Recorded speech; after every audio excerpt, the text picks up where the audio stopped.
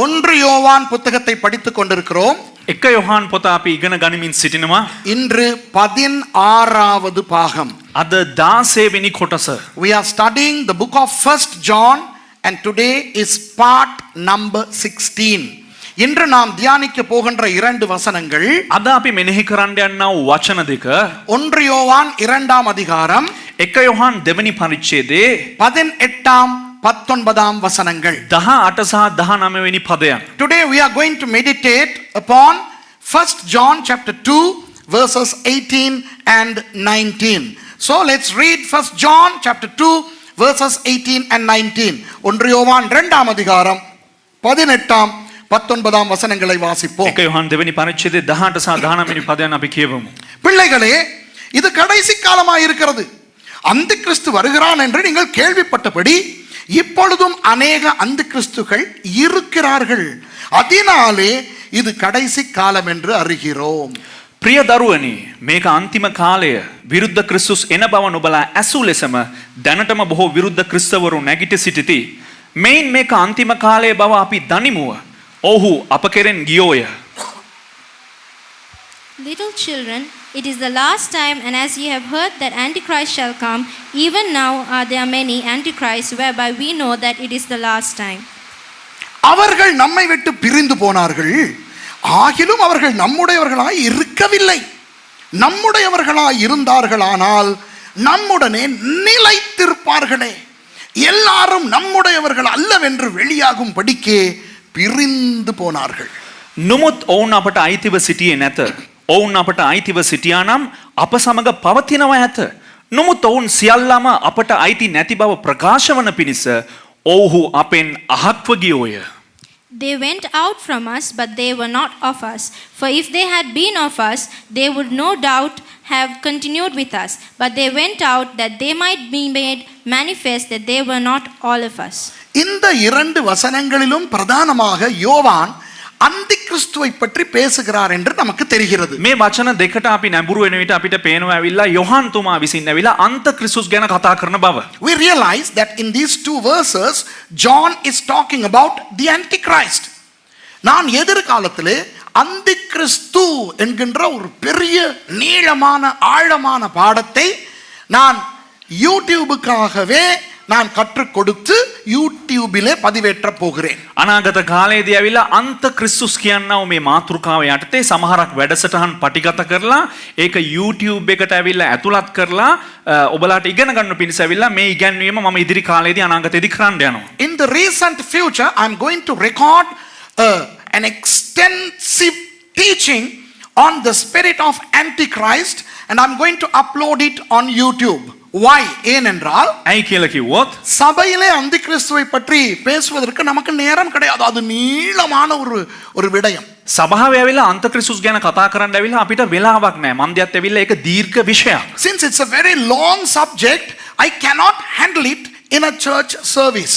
அத்தோடு எசபேல், பாபிலோன் போன்ற பயங்கரமான அந்த பிசாசு சம்பந்தமான பாடங்கள் என்னுடைய ஆராய்ச்சிகள் யூடியூப் வழியாக வந்ததனால் எத்தனையோ ஆயிரக்கணக்கான அல்ல லட்சக்கணக்கான மக்களுக்கு விடுதலை கிடைத்துக் கொண்டிருக்கிறது. ඒ වගේම දේවගතතුමාගේ යෙසබෙල්, ඒ වගේම බාබිලෝන් කියනවා මේ ඉගැන්වීම තුලින් ඇවිල්ලා බොහෝ දෙනෙක් ලෝකේ සිටින අය ඒවා ඇවිල්ලා ග්‍රහණය කරගෙන ඒවා අසලා ඔවුන්ගේ ජීවිතවල තිබුණ බොහෝ දේවල් ඔවුන්ට නිදහස ලැබිලා තිබෙනවා. Hundreds of thousands of people are being released and saved through the teachings that I have posted on YouTube on the topics Jezebel and Babylon. அதே போல அந்தி கிறிஸ்துவின் ஆவி என்பதனை நான் சொல்லிக் கொடுக்க போகிறேன். ඒ වගේම අන්ත ක්‍රිස්තුස්ගේ ආත්මය කියනවා මේ ඉගැන්වීම මම ආපහු නැවත වතාවක් කියලා දෙන්න යනවා. So I am going to do a extensive teaching on the Antichrist.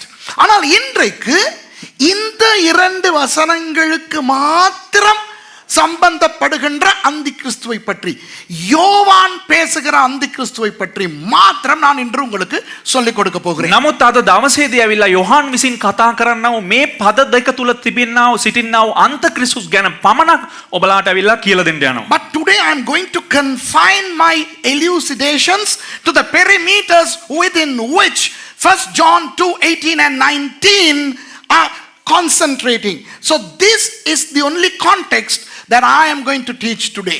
not the vast context. அந்த பெரிய அந்த கிறிஸ்து என்கின்ற அந்த தலைப்பு இன்று அல்ல.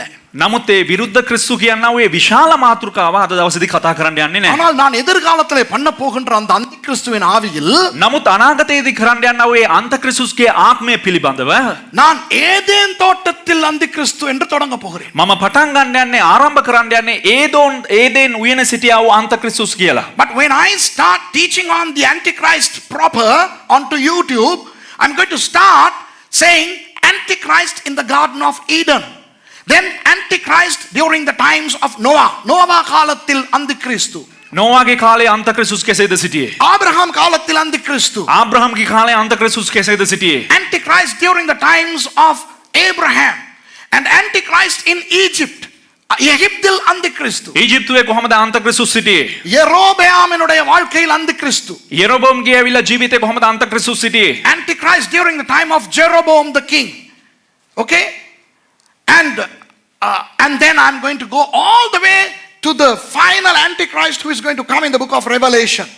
கடைசியாக வெளிப்படுத்தின விசேஷத்தில் வருகின்ற அந்த பெரிய அந்த கிறிஸ்து வரை நான் கற்றுக் கொடுக்க போகிறேன். ඒ වගේම අවසාන වතාවට ඇවිල්ලා එලිදරව් පොතේ පෙන්눔 කරන්නා ඔය විරුද්ධ ක්‍රිස්තුස් ගැන ඇවිල්ලා මම ඔයාලට විග්‍රහ කරන්න යනවා. இன்று නමුත් අද දවසේදී நீங்கள் இதுவரையில் தெரிந்தில்லாத ඔබ අද දවස වෙනතෙක් ඇවිල්ලා පැහැදිලි නැති වුණා වූ நம்ப முடியாத ඔබට විශ්වාස කරන්න බැරි වූ ஆச்சரியமான ඔබ ආශ්චර්යමත් වන சில அந்தி கிறிஸ்துக்களை உங்களுக்கு நான் அறிமுகப்படுத்த போகிறேன். සමහරක් විරුද්ධ ක්‍රිස්තු ආත්මයන් පිළිබඳව ඔබලාට ඇවිල්ලා හැඳුනුම් කමක් දෙන්න යනවා. Today I'm going to introduce to you some antichrists about who you are going to be shocked to smithereens. Wow, I never knew that such an antichrist exists. You are going to say இப்படி ஒரு அந்திகிறிஸ்து இருக்கிறது எனக்கு இன்றைக்கு தானே தெரியும். ඔබලා කියන්නේ ආශ්චර්යப்பட போகிறீர்கள். ඔබලා කියන්නේ ඇවිල්ලා අද දවසේදී ඇවිල්ලා මම මේ වගේ අන්ත ක්‍රිස්තුස් කෙනෙක් ඉන්නවා කියලා දන්නේ නැහැ කියලා ඔබලා පුදුම වෙන්නේ. இப்போ யோவான்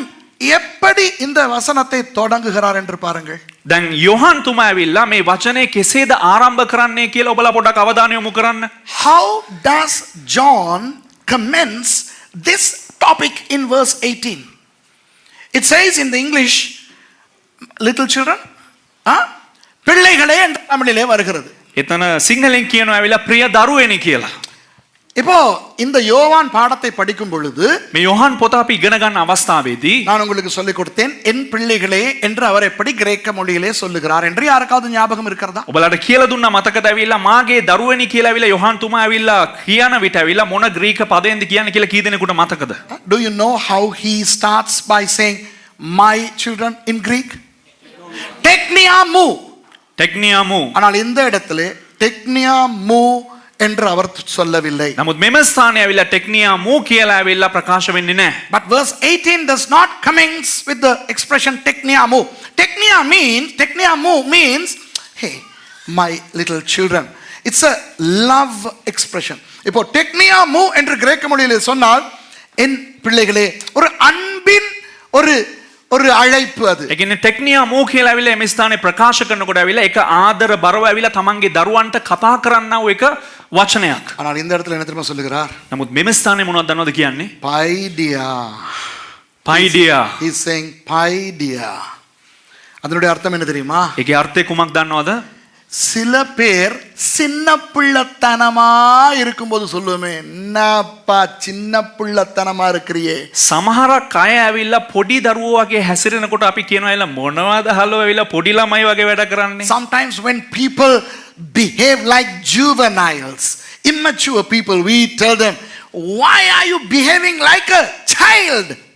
That's the expression. அப்படிதான் இவர் சொல்லுகிறார். මේ වැනි ආකාරයට තමයි යොහන් තුමා මේ ස්ථානේ ලියන්නේ. அவர் சொல்லுகிறார் கிறிஸ்தவர்களே ඕකේන ඇවිල්ලා කිතුණුවනි நீங்கள் ஆவியிலே வளர்ந்திருக்கலாம். ඔබ ඇවිල්ලා ඉස්සර ඇවිල්ලා ඔබ වර්ධනය වෙලා තිබෙන්න පුළුවන්. நீங்கள் அந்நிய பாஷை பேசலாம். ඔබ ඇවිල්ලා අන්‍ය භාෂාව කතා කරන්න පුළුවන්. பெரிய ஊழியக்காரர்களா இருக்கலாம். ඔබ ලොකු ලොකු දේවදාසයන් වෙන්න පුළුවන්. சாதனைக்காரர்களா ඔබ இருக்கலாம். ඇවිල්ලා බොහෝ දේවල් කර තිබෙන්න පුළුවන්. ஆனால் அந்தி கிறிஸ்து என்கின்ற ஒரு தலைப்பு வரும்போது නමුත් විරුද්ධ ක්‍රිස්තුස් කියනවා මාතෘකාව පැමිණෙන විට சின்ன பிள்ளை மாதிரி மொக்கங்களா இருக்கிறீங்களே என்கிறார். පොඩි ළමයි වගේ නිකම් මෝඩ විදිහට හැසිරෙනවනේ කියලා ප්‍රකාශ කරනවා. The implication is this: hey you Christians, You are mature in the word of God. You are mature in the gifts of God. You are mature in speaking in tongues. Boy, you are mature, old, grown up Christians. But when it comes to the topic of the Antichrist, you are childish. You don't know. சின்ன பிள்ளைத்தனம் என்றால் என்ன? පොඩි දරුවෙක් වගේ කියලා කියන්නේ කුමක්ද? இது சின்ன பிள்ளை பக்கத்திலே பாம்பு வந்தால் இந்த பிள்ளைக்கு அது ஆபத்து என்று தெரியாது. ඒ කියන්නේ පොඩි ළමෙක් ගාවට ඇවිල්ලා නයෙක් ආවා නම් ඒ ළමයාට දන්නේ නැවිලා මේක හරි අවදානම් කියලා. ஒரு கத்தி இருந்தால் அந்த பிள்ளைக்கு தெரியாது இது தன்னை வெட்டும் என்று. පිහියක් ළඟ තිබ්බා නම් ඒ ළමයාට දන්නේ නැවිලා මේකෙන් තමාව කැපෙයි කියලා. ஆபத்து பக்கத்தில் வந்தாலும் சின்ன பிள்ளைக்கு அது ஆபத்து என்று தெரியாது. විපතක් තමා ළඟට ආවා නම් ඇවිල්ලා ඒ දරුවා දන්නේ නැහැ මේක මට විපතක් වෙන්න යනවා කියලා. When a serpent comes near a child, the child doesn't know that this is a venomous animal. I'll die if he strikes. And the child doesn't know that a knife is a dangerous object. A child doesn't sense danger. That's the implication John is giving to the church. அதைத்தான் சபைக்கு யோவான் சொல்லுகிறார். මේක තමයි ඇවිල්ලා යොහාන් තුමා විසින් සභාවට කියන්නේ. அந்தி கிறிஸ்துவை பற்றி பேசும்போது சபையே, විරුද්ධ ක්‍රිස්තුස් ගැන කතා කරනකොට සභාව, நீங்கள் கடைசி காலத்தில் வரப்போகிற அந்தி கிறிஸ்து தான் உங்கள் மண்டைக்கு வருகிறான். නමුත් ඔබලාගේ ඔළුවට එන්නේ මොකක්ද ඇවිල්ලා අවසාන කාලේ එන්න යනවා අන්ත ක්‍රිස්තුස් ගැන. Hey church, if you talk about Antichrist, you are referring to the guy who is going to come way out in the future in the book of Revelation. இன்றைய சபையிலே, නමුත් අද වර්තමාන සභාව உங்களுக்கும் எனக்கும் ඔබටත් මටත් நிகழ்ச்சியை பார்க்கிறவர்களுக்கும் වැඩසටහන බලන අයටත් அந்தி கிறிஸ்து என்றால் யார்? අන්ත ක්‍රිස්තුස් කියලා කියන්නේ කවුද? அந்த கடைசி காலத்திலே வரப்போகிறவன். අර අවසාන කාලේ එන්න යන. இல்லாட்டில் பாப்பாண்டவர் சில பேருக்கு, නැත්තම් සමහරක් අයට ඇවිල්ලා මේ පාප් වහන්සේ, சில பேருக்கு அமெரிக்கன் ஜனாதிபதி டொனால்ட் ட்ரம்ப். සමහරක් අයට ඇමරිකාවේ ජනාධිපති ඩොනල්ඩ් ට්‍රම්ප්. இந்த மாதிரி எந்த அந்தி கிறிஸ்துவும் நம் பக்கத்துல இருக்கிறவர்கள் நமக்கு ஞாபகத்துக்கு வராது. ඒ කියන්නේ මෙන්න මේ වගේ අදහස් තිබෙන හැබැයි මොන අන්ත ක්‍රිස්තුද අපි ළඟ ඉන්නේ කියලා අපිට කිසි ගාණක් So නැහැ. today's church, namely you and I, Namuth- for us, when we hear the word Antichrist, it's the guy who is going to come in the book of Revelation. Or for some of us, it's the Pope in Vatican, and for some others, it's the American president. Crazy. We never believe that we are living with Antichrists. நாம் அந்தி கிறிஸ்துக்களோடு வாழுகிறோம் என்பது நமக்கு புரியாது. නමුත් අපිට අවාසනාවකට දන්නේ නැහැ අපි ජීවත් වෙන්නේම අන්ත ක්‍රිස්තුස් එක්ක කියලා. என்னது? අනේ මොකද්ද? நாங்க அந்தி கிறிஸ்துவோட வாழ்றோம். අපි අන්ත ක්‍රිස්තුස් එක්ක ජීවත් වෙනවද? நான் என் புருஷனோட எல்லாம் வாழ்றேன். අනේ මගේ ස්වාමි පුරුෂයත් එක්කනේ මම ජීවත් වෙන්නේ. What? Am I living with the Antichrist? I'm living with my husband. Is he the Antichrist? அது அவர் நினைப்பாரு. එතකොට ඔහු හිතනවා நான் நினைச்சுக்கிட்டு இருக்கிறேன் நான் பேயோட வாழ்றேன்னு. ஆனா அது அந்தி கிறிஸ்துவா? මං හිතන් ඉන්නවිලා මම යකත් එක්ක ජීවත් වෙනවා කියලා ඒකේ අන්ත ක්‍රිස්තුස්ද? Some husbands may think, I know that I'm living with a demon, but I never realized that this is the Antichrist. சில பிள்ளைகள் நினைக்க நான் என் அம்மா அப்பாவோட வாழ்றேன், அவங்கள அந்தி கிறிஸ்துக்கள். සමහර දරුවෝ හිතනවිලා මම මගේ අම්මයි තාත්තත් එක්ක ජීවත් වෙනවා ඔවුන්ද අන්ත ක්‍රිස්තුස් කියලා. Some kids may think I'm living with my parents. Are they the Antichrists? Some parents may think I'm living with my kids. Are they the Antichrist? No way. சில பெற்றால் நினைப்பாங்க நான் பிள்ளைகளோடு வாழ்கிறேன், அவர்கள் அந்த கிறிஸ்துவா? பாஸ்டர் ஏதோ உளம்புறார். සමහර දෙමාපියෝ හිතනවිලා දරුවොත් එක්ක ජීවන දරුවෝ අන්ත ක්‍රිස්තුස් කියලා හිතාගෙන පාස් නිකන් මොනවද කියවනවා. இதைத்தான் உங்களுக்கு நான் சொல்லிக் கொடுக்க போகிறேன். මේ දේ ගැන තමයි ඔයාලට කියලා දෙන්න යන්නේ. இன்றைக்கு அநேக அந்தி கிறிஸ்துக்கள் ஆராதனைக்கு வந்திருக்கிறார்கள். உங்களை அன்போடு இயேசுவின் நாமத்திலே வரவேற்கிறேன். අද බොහෝ දෙනෙක් ඇවිල්ලා බොහෝ විරුද්ධ ක්‍රිස්තුන් ඇවිල්ලා දේව මෙහෙට පැමිණ සිටිනවා. ඔබලා සියලු දෙනාම යේසුස් වහන්සේගේ නාමයෙන් පිළිගන්නවා. Many antichrists have shown up for the service today. I welcome you all in the name of real Christ. And many antichrists are watching this program live, and I welcome you in the name of the real Christ. ஆகவே அநேக அந்தி கிறிஸ்துக்கள் நிகழ்ச்சியை நேரடியாக பார்த்து கொண்டிருக்கிறார்கள். உங்களை நிஜ கிறிஸ்துவின் நாமத்திலே வாழ்த்தி வரவேற்கிறேன். ඔබ බොහෝ විරුද්ධ ක්‍රිස්තුස්ලා අන්ති கிறிஸ்துස් කියන්නේ විරුද්ධ கிறிஸ்துස් කියනකොට ඒක බොහෝ අන්ත ක්‍රිස්තුස්ලා ඇවිල්ලා සජීවීව බලනවිලා ඔබ සියලු දෙනාමත් ඇවිල්ලා මේ සභාවට පිළිගන්නවා. இப்போ பிரசங்கம் பண்ணி கொண்டு போகும் பொழுது දැන් දේශනා කරගෙන යනකොට நான் நினைக்க வரும் ஒரு அந்தி கிறிஸ்து எனக்கு மொழிபெயர்க்குதுன்னு. දැන් මම දේවගතිවරයාට තේරෙන්න යනවා මේ දේවගතිවරයාට පරිවර්තනය කරන්නෙත් අන්ති ක්‍රිස්තුස් කෙනෙක් කියලා. So during the course of this sermon, Pastor Suresh is going to realize that the translator is also an antichrist. மொழிபெயர்க்கிற பாஸ்டர் துஷாருக்கு புரிய போகுது. දැන් මේ පරිවර්තනය කරන මට තේරෙන්න යනවා. என்ற தெய்வமே இவ்வளவு நேரம் பிரசங்கம் பண்ணிக்கிட்டு இருக்கிறதே ஒரு அந்த கிறிஸ்து தான். අයියෝ මෙච්චරලා දේශනා කරන් ඉන්නම ඇවිල්ලා අන්ත ක්‍රිස්තුස් කෙනෙක්ද කියලා. Pastor Tushar is going to realize during the course of this sermon, oh boy, oh blimey, I am translating to the preacher who is the Antichrist. Ooh. இன்றைக்கு අද அநேகர் கண்டுபிடிக்க போகிறோம். බොහෝ දෙනෙක් ඇවිල්ලා සොයා ගන්න යනවා, දකින්න යනවා. என்ற தெய்வமே நானே அந்த கிறிஸ்து தான். අයියෝ මමම ඇවිල්ලා අන්ත ක්‍රිස්තුස් කෙනෙක් නේ කියලා. விளங்குதா? තේරුණාද?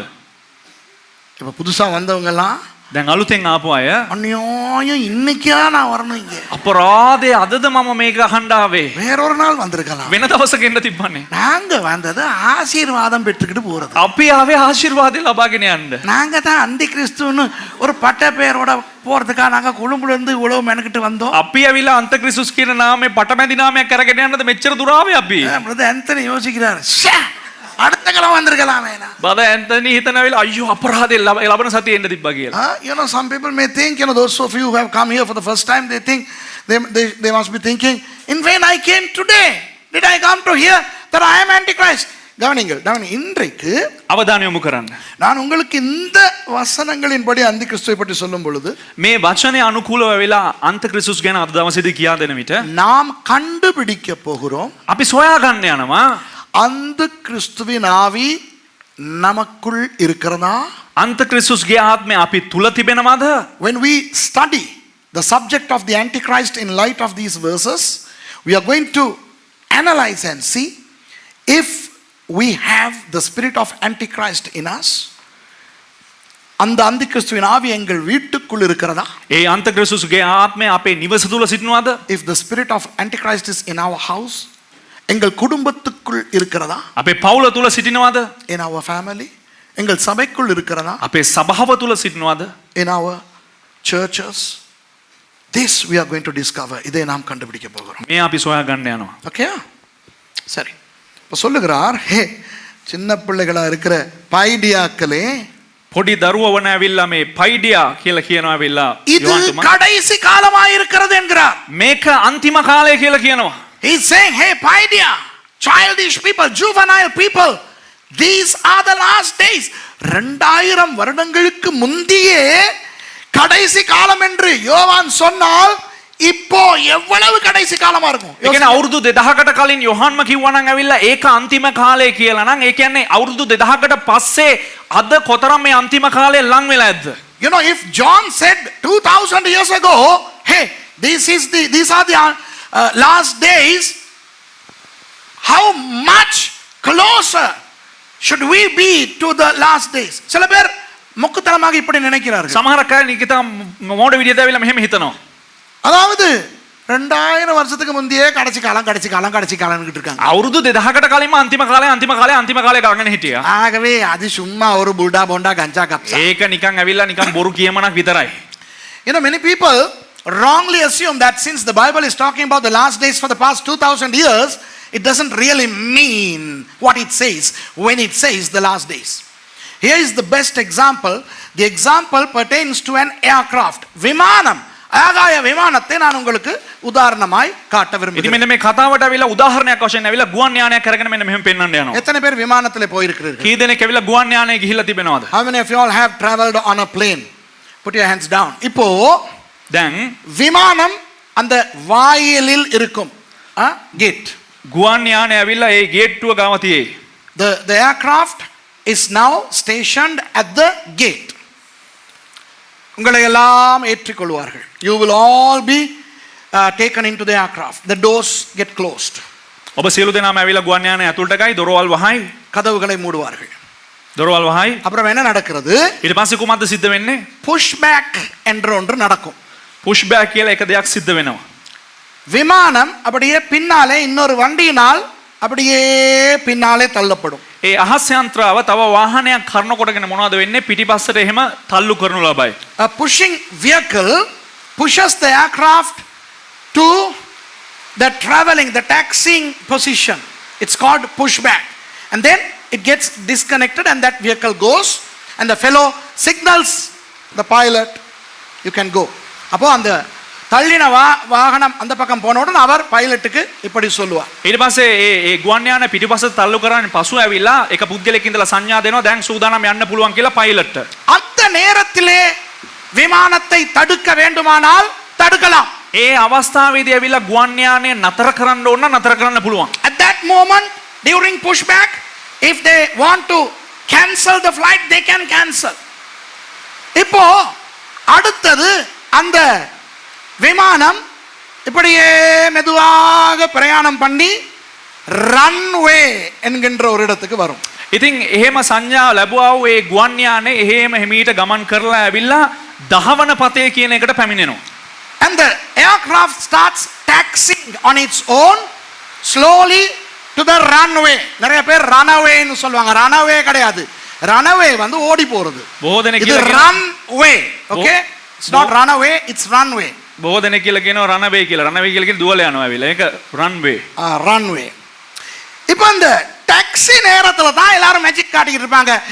உங்களுக்கு ஆக்சிஜன் வரும், நாங்கள் கடலில் விழுந்தோம்னா உங்களுக்கு ஞாபகம் ஒரு முறை நான் சொல்லி கொடுத்தேன். அதெல்லாம் அந்த டாக்ஸி நேரத்தில் தான் அந்த ஏர் ஹோஸ்டஸ் மாதிரிலாம் ஜிம்னாஸ்டிக் காட்டிக்கிட்டு இருப்பாங்க. දහවන පතේට යන්න කලින් අර හිමීට ගමන් කරන්නව කාලය තුල තමයි ඇවිල්ලා අර එයා හෝස්ටල් ඇවිල්ලා මෙහෙම ඔක්සිජන් වැටෙනවා මේක දාගන්න ඕන අරක දාගන්න ඕන කියලා කියලා දීගෙන ඉන්නේ. So during the taxi they demonstrate the safety regulations. You know, they show how they are the oxygen masks fall and all the paraphernalia.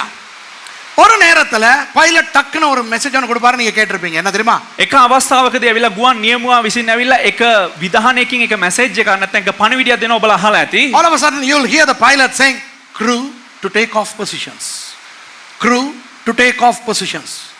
கேட்டிருக்கீங்களா? අහලා තිබෙනවද මේ වචනේ? crew to take off positions. take அதாவது off position. இந்த gymnastic காட்டிக்கிட்டு இருக்கிறவங்களும் போய் உட்கார்ந்துக்கிட்டு belt எல்லாம் போட்டுக்கறணும். ඉතින් අර ආරක්ෂා මේ දේවල් දැනුම් දීගෙන ඉන්න අර ජිම්නාස්ටික් පෙන්නගෙන ඉන්න අක්කලා දුවලා ගිහිල්ලා ඇවිල්ලා ඉඳ ගන්නවා. அந்த நேரத்தில் கூட அந்த விமானத்தை நிறுத்த வேண்டும், இந்த பிரயாணத்தை நிறுத்த வேண்டும் என்று அதிகாரிகள் நினைத்தால் நிறுத்தலாம். ඒ අවස්ථාවේදීත් ඇවිල්ලා අධිකාරිවරුන් හිතුවනම් ඇවිල්ලා මේ ගුවන් යානේ දැන් අපි නවත්තන්න ඕන කියලා ඒ අවස්ථාවේදී නවත්තන්න පුළුවන්. Even at that point, if the authorities decide to abort the flight, they can abort it. இப்போ என்ன நடக்குது? දැන් කොහොමද සිද්ධ වෙන්නේ? clear for take off என்று அவர்கள் சொல்வார்கள். ඔවුන් කියනවිලා clear for take off කියලා කියනවා. உங்களுக்கு தெரியாது பைலட் காக்பிட்ல என்ன நடக்குதுன்னு உங்களுக்கு தெரியாது. நீங்க பாட்டுக்கு பெல்ட்ட கட்டிக்கிட்டு ஆண்டவரே ஆண்டவரே ஸ்தோத்திரம் ஆண்டவரே மன்னியும் ஆண்டவரே அப்படி தான் நீங்க இருப்பீங்க அநேகம் பேர். ඒක ඇතුළේ යන මගින්ට දන්නේ නැවිලා ඔවුන් බෙල්ට් එක තහනනේ ස්වාමීනි මාව ආරක්ෂා කරන්න මාව කරපුවා වලට ඔක්කොම ඇවිල්ලා සමාව දෙන්න කියලා දඟලගෙන ඉන්නවා. නමුත් පණිවිඩ එනවා ඇවිල්ලා පයිලට් ඇවිල්ලා ඔහුගේ computer තිරයට. The passengers don't know what's happening in the cockpit. They are paranoid. Most of them are paranoid. They are like they commit their lives to Jesus and they repent and they are holy. You know. இப்போ அங்க பைலட்டுக்கு ATC ல சொல்வாங்க, air traffic கண்ட்ரோல்ல சொல்வாங்க clear for take off. Okay? The pilot receives the command from the ATC air traffic control, clear for take off. දැන් මේ ගුවන් නියමුවට ඇවිල්ලා ට්‍රැෆික් කන්ට්‍රෝල් එකෙන් ඇවිල්ලා විධානයක් පැමිණෙනවා. දැන් ඔබට ඇවිල්ලා පියාසර කරන්න පුළුවන් කියලා. இடது பக்கம் தான் கேப்டன் இருப்பார் பைலட். ඒ කියන්නේ වම් පැත්තේ තමයි ඇවිල්ලා මේ පයිලට් කැප්ටන් ඉන්නේ. வலது பக்கத்திலே கோ பைலட் இருப்பார். දකුණු පැත්තේ ඇවිල්ලා සහායක නියමුවා සිටිනවා. So the captain sits on the left side and the co-pilot sits on the right. Both the co-pilot, the captain and the co-pilot, the captain will touch the throttle. එක ඩුඩින් අත තියන්න. මේ ප්‍රධාන නියමුවයි ඇවිල්ලා ඒ වගේම උප නියමුවයි ඇවිල්ලා මොනවද කරන්නේ? දෑත තියෙනවා. අර அந்த விமானத்தை முன் செல்ல வைக்கிற அந்த throttle, அந்த accelerator அதிலே கைய வைக்க வேண்டும். අර ගුවන් යානේ ඉදිරියට ගමන් කරන්න සලස්වන්නා වූ ඒ තිරින්ගිය මත ඇවිල්ලා අත තියෙනවා. Okay? So the captain places his hand on the throttle and the co-pilot has to keep his hand on the hand of the main captain. Why? Because it is both of them who will have to make the aircraft leave the ground. Okay? அதாவது ரெண்டு பேரும் தான் விமானத்தை தரையிலிருந்து மேலே எடுக்க வேண்டும் என்பதுதான் சட்டம். ඒ කියන්නේ ඒකේ නීතිය තමයි ඇවිල්ලා මේ ගුවන් නියමුවන් දෙදෙනාම එකතු වෙලා තමයි ඇවිල්ලා භූමියේ තිබෙන්නා වූ ඒ අහස් යානය ඇවිල්ලා ඉහළ පියාසර කරන තෙක් මේ තිරින්ගිය ඉස්සරහට යොදවන්න අවශ්‍යයි. கையை வச்சிட்டாங்க. දැන් මෙහෙම අත තිබ්බා. இப்போ வேண்டுமானாலும் දැන් උනත් මේ අවස්ථාවේදීත් பயணத்தை ரத்து செய்யலாம். මේ ගමන නවත්තන්න පුළුවන් කන්ට්‍රෝල් සෙන්ටර් එකට. Even at that moment you can abort the flight. Okay? இப்போ ஓகே 1 2 3 என்று சொல்லி இப்படி கேப்டனும் இவர்களும் இதை தள்ளுவாங்க. அப்போ ஏர்கிராஃப்ட் வந்து அப்படி சொன்னா ஒரு புஷோட அப்படியே ரன்வேல ஓட ஆரம்பிக்கும் இல்லையா? දැන් 1 2 3 කියලා ඇවිල්ලා මේ තිරින්ගේ ඉස්සරහට තල්ලු කරනවත් එක්කම එන්ජින් වලින් ලොකු ශබ්දයක් එක්ක ගුවන මේ ගුවනට ඇවිල්ලා පියාසර කරනවා ඇවිල්ලා ගුවන්. නෑ එහෙම පියාසර කරන්න බෑ. ඔයාට පයිලට් වෙන්න බෑ ජීවිතේට. දැන් දුවන්න පටන් ගත්තේ තුෂාර ඒකනේ. ඔයාට නැග්ග ගමන් පියාසර කරන්න. இவருக்கு ஏறணும்னா பறக்கணும். முதல்ல ஓடி தான் பறக்கணும்டா. ප්‍රථමයෙන් ඇවිල්ලා මේ දහවණය කරලා තමයි ඉගලෙන්න ඕන. Okay, now you have to run. It's runway. රන්වේ එක යන්න ඕන. Okay, only the Harrier jets and the F-18s can just do the vertical takeoff, not our commercial aircrafts. Okay, அப்ப இப்படி போகும்போது මේව ගමන් කරනකොට கேப்டனுடைய கண் காக்பிட் வழியாக விண்ஸ்கிரீன் வழியாக ரன்வேயை பார்த்து கொண்டிருக்கும். என்னுடைய கண் ஓகே கேப்டனுடைய பைலட்டினுடைய கண். ප්‍රධාන නියමුවාගේ ඇවිල්ලා දැස් කම්පියුටර් තිරයට උඩින් තිබෙන්නා වූ ඒ දහවන පතේ මත ඇවිල්ලා දැස් යොමු වෙනවා. The pilot, the senior pilot should look through the windscreen towards the front, the runway and the sky. But the co-pilot should look at the meter. இவர் என்ன செய்வார்? அந்த மீட்டரை பார்த்துக்கிட்டு இருப்பார். නමුත් සහායක නියම ஸ்பீடோமீட்டர். සහායක නියමය මොනවද කරන්නේ? අර ඉස්සරහින් තියෙන ස්පීඩෝමීටර් එක බලාගෙන ඉන්නවා. அப்ப இப்படி ஏத்தும் போது இப்படி போகும்போது விமானம் பறக்குது. දැන් මෙහෙම තිරින්ගේ ඉස්සරහට කරනම දැන් ගුවන් යාන ඉගිලෙනවා. It was 10 20 30 50 70 80 என்னது? நட்ஸ்னா அந்த பூட்டுற நட்டு இல்ல, கேன் நட்ஸ், அதாவது அந்த வேகத்தை இவர் மைல்கள்ல இவர் சத்தமா கேப்டனுக்கு கேட்கறதுக்கு அவர் சொல்லிக்கிட்டு வருவார். ஏன்னா கேப்டன் வெளியே தான் பார்த்துக்கிட்டு இருக்காரு, இவர் மீட்டரை பார்க்க மாட்டார். ඒ කියන්නේ සහායකයා මොනවද කරන්නේ? ගමන් කරනව මයිල් ගාන ඇවිල්ලා ගණන් කරමින් ඇවිල්ලා එළිය බලාගෙන සිටිනව ප්‍රධාන නියමුවට දැනුම් දෙනවා. So the co-pilot looks at the screen and he mentions loud the speed for the captain to hear and for the ATC controller to hear through the speaker. அங்க இருக்கின்ற அந்த கட்டுப்பாட்டு அறைக்கும் இது கேட்க வேண்டும், தலைமை விமானிக்கும் இது கேட்க வேண்டும். கையெடுக்காத ஃளைட் போகும் நீ வேற. දැන් සහායක නියමුවා මොනවද කරන්න ඕන? තමා කියන දේ ඇවිල්ලා පාලන මැදිරියටත් ඇහෙන්න ඕන. පාලන මැදිරියට ඇහෙනවා වගේම ඇවිල්ලා තමා සමග සිටිනවා ඇවිල්ලා ප්‍රධාන නියමුවට ඇහෙන්නත් අවශ්‍යයි. இப்ப ஃளைட் போகுது, இப்ப வேகமா போகுது. அவர் சொல்றாரு දැන් ගුවන් යාන හයියෙන් ගමන් කරනවා. 100 CI 110 110 okay 130 130 150 150 கவனிங்க, අවධානය යොමු කරන්න. இந்த 150 என்று சொல்லும் போதும் මේ 150 150 කියලා කියන කොටත් இந்த விமானிக்கோ அல்லது ஏடிசிக்கோ about the flight என்று சொன்னால் அப்ப கூட ஃளைட்டை நிறுத்த முடியும். පාලන මැදිරියෙන් කිව්වනම් ඇවිල්ලා මේ නියමුවන් දෙදෙනාට දැන් මේ ගුවන් යානේ නවත්තන්න කියලා ඒ අවස්ථාවේ උන්ට නවත්තන්න පුළුවන්. வேகமா போகுது இப்ப. වේගෙන් ගමන් කරන දහවන පතේ. Okay, it's now actually running very fast and now it's reaching 150 knots and he will say 150, still you can abort. But the moment he says 160 அவர் சொல்லுவார் 160 என்று சொல்லுவார். නමුත් සහායකයා ඇවිල්ලා 160 කියලා කිව්වනම් கேப்டன் சொல்லணும் කැප්ටන් කියන්න අවශ්‍යයි no retreat. no retreat. 160 நட்ஸுக்கு அந்த வேகம் வந்தால் ඒ කියන්නේ 160ට ඒ පැයට සතපම 160 වේගයට පැමිණියා නම් இனி இவர் நினைத்தாலும் அவர் நினைத்தாலும் ஏடிசி சொன்னாலும் இவர்களுக்கு விமானத்தை நிறுத்த முடியாது. 160 වේගයට පසුව පාලන මැදිරිය හිතුවත් ප්‍රධාන නියමුවා හිටියත් සහායක නියමුවා හිතුවත් ඇවිල්ලා ඒ ගුවන් යාන ඇවිල්ලා නතර කරන්න බෑ. மேலே எழும்பியே ஆக வேண்டும். ඒ කියන්නේ උඩට ගමන් කරලම හමාර කරන්න ඕන. When that position is reached, you cannot stop the flight. உங்களுக்கு தெரியுமா ඔයාලට දන්නවද? எத்தனையோ விமானங்கள் බොහෝ ගුවන් යානා அந்த நிலைக்கு வந்தவுடன் இவர்கள் பார்ப்பார்கள் ஏதாவது ஒரு பிரச்சனை இருக்கும். ඒ කියන්නේ ඒ අවස්ථාවද ඒ වෙනකොට බලනවා මොකක් හරි ප්‍රශ්නයක් තිබෙනවද කියලා. ஆனால் அவர்களுக்கு ஒன்றும் செய்ய முடியாது. නමුත් ඔවුන්ට කිසිම දෙයක් කරන්න බෑ. அப்படியே மேலே ஏறி விழுந்து நொறுங்கி அநேகர் செத்து போவார்கள். ඒ කියන්නේ එහෙම ඉහළට නැගලා ඇවිල්ලා වැටිලා බොහෝ දෙනෙක් මිය යනවා. என்றால் அதற்கு பேர் தான் பாயிண்ட் ஆஃப் நோ ரிட்டர்ன், திரும்ப முடியாத ஒரு நிலை. ඒකට තමයි කියන්නේ ඇවිල්ලා නැවත හරවන්න බැරි වූ අවස්ථාව කියලා කියන්නේ. In aircrafts you have that situation. I was actually we were watching how the last Concorde met with an accident in France. We were watching it live. நேரடியாக லைவ்ல அந்த கான்கார்ட் விமானம் உடைந்து விழுந்ததை நாங்கள் பார்த்து கொண்டிருந்தோம். ஞாபகம் இருக்கா உங்களுக்கு? ரொம்ப வருஷத்துக்கு முன்னால மேசி நாங்கள் பார்த்துக்கிட்டு இருந்தோம். அதுவும் அப்படிதான். அந்த அந்த என்ஜின் எரிய ஆரம்பித்து விட்டது, ஆனால் அந்த வேகத்தை அடைந்து விட்டது. அவர்களுக்கு நிறுத்த முடியவில்லை. අවුරුදු ගානකට කලින් ඇවිල්ලා ප්‍රංශයේදී ඇවිල්ලා කොන්කෝඩ් අවසාන කොන්කෝඩ් යානයේ ගමන් කරන විට ඉන්ජිම ගිනි ගැනීමකට ලක් වුණා. නමුත් ඒ අවස්ථාවේදී වේගය හමාර කළ අමාරයි උන්ට ඒක පල්ලෙහාට ගෙන්න හමුනේ නැහැ. அதை இனி ரிவர்ஸ் பண்ண முடியாது. ඒක ආපහු පිටිපස්සට ගන්න බෑ. நிறுத்த නවත්තන්න බෑ. விளங்குதா உங்களுக்கு? තේරුණාද ඔබලට? எத்தனை பேருக்கு விளங்குது இது? කී දෙනෙකුට ඇවිල්ලා මේ දේ තේරෙනවා? How many of you all understood this aircraft thing? Now the next time you fly on a plane, now you know what's happening in the cockpit. Okay?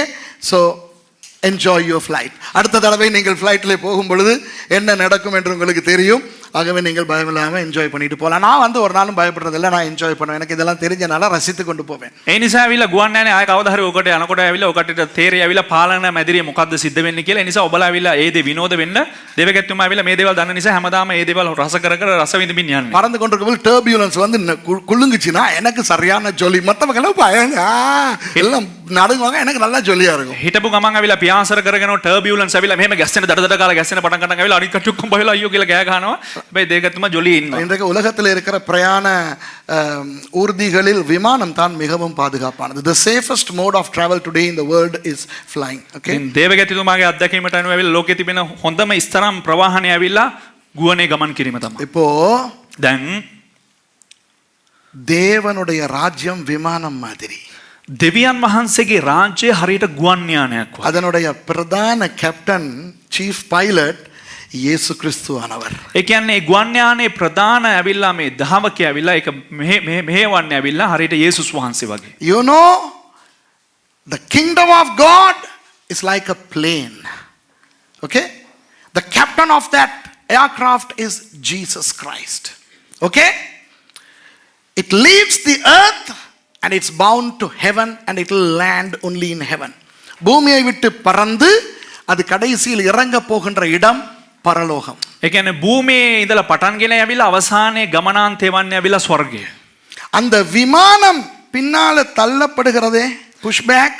අර පුෂ් බෑක් කරනවානේ ගුවන් යානය ඇවිල්ලා පිටිපස්සට ගන්නවානේ දහවන පතේට අරන් යන්න කලින්. நாசரேத்திலே இயேசுவானவர் ஒரு குழந்தையாய் பிறந்து அவர் மெதுவா அந்த டாக்ஸி பண்ற இடத்துக்கு வரார். ඒ කියන්නේ නාසරෙත් වල අර යේසුස් වහන්සේ ඉපදිලා ඇවිල්ලා එහෙම හිමීට අර ටැක්සි කරන ස්ථානෙට පැමිණෙනවා. அந்த இடத்திலே பிசாசு அந்த விமான பயணத்தை நிறுத்த பார்த்தான். ஏரோது பிள்ளைகளை கொன்றான். ஆமாவா இல்லையா? ඒ අවස්ථාවේදී යක්ෂයා මොනවද කරන්න ඇවිල්ලා ඒ ලදරුවන්ව මැරුවා. නමුත් හේරොද් යේසුස් වහන්සේගේ ගමන නවත්තන්න උත්සාහ කරා. හේරොද් දරුවන්ව මැරුවා. මතකද?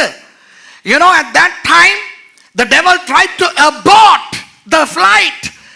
How? By causing Herod to kill the infants. It didn't work. அதற்கு பிறகு இயேசு வளர்ந்து 30 வருடங்கள் அவர் டாக்ஸி பண்ணினார். ඊට පස්සේ යේසුස් වහන්සේ වර්ධනය වෙමින් අවුරුදු 30 දක්වා ඇවිල්ලා ටැක්සි කරනු ලැබුවා.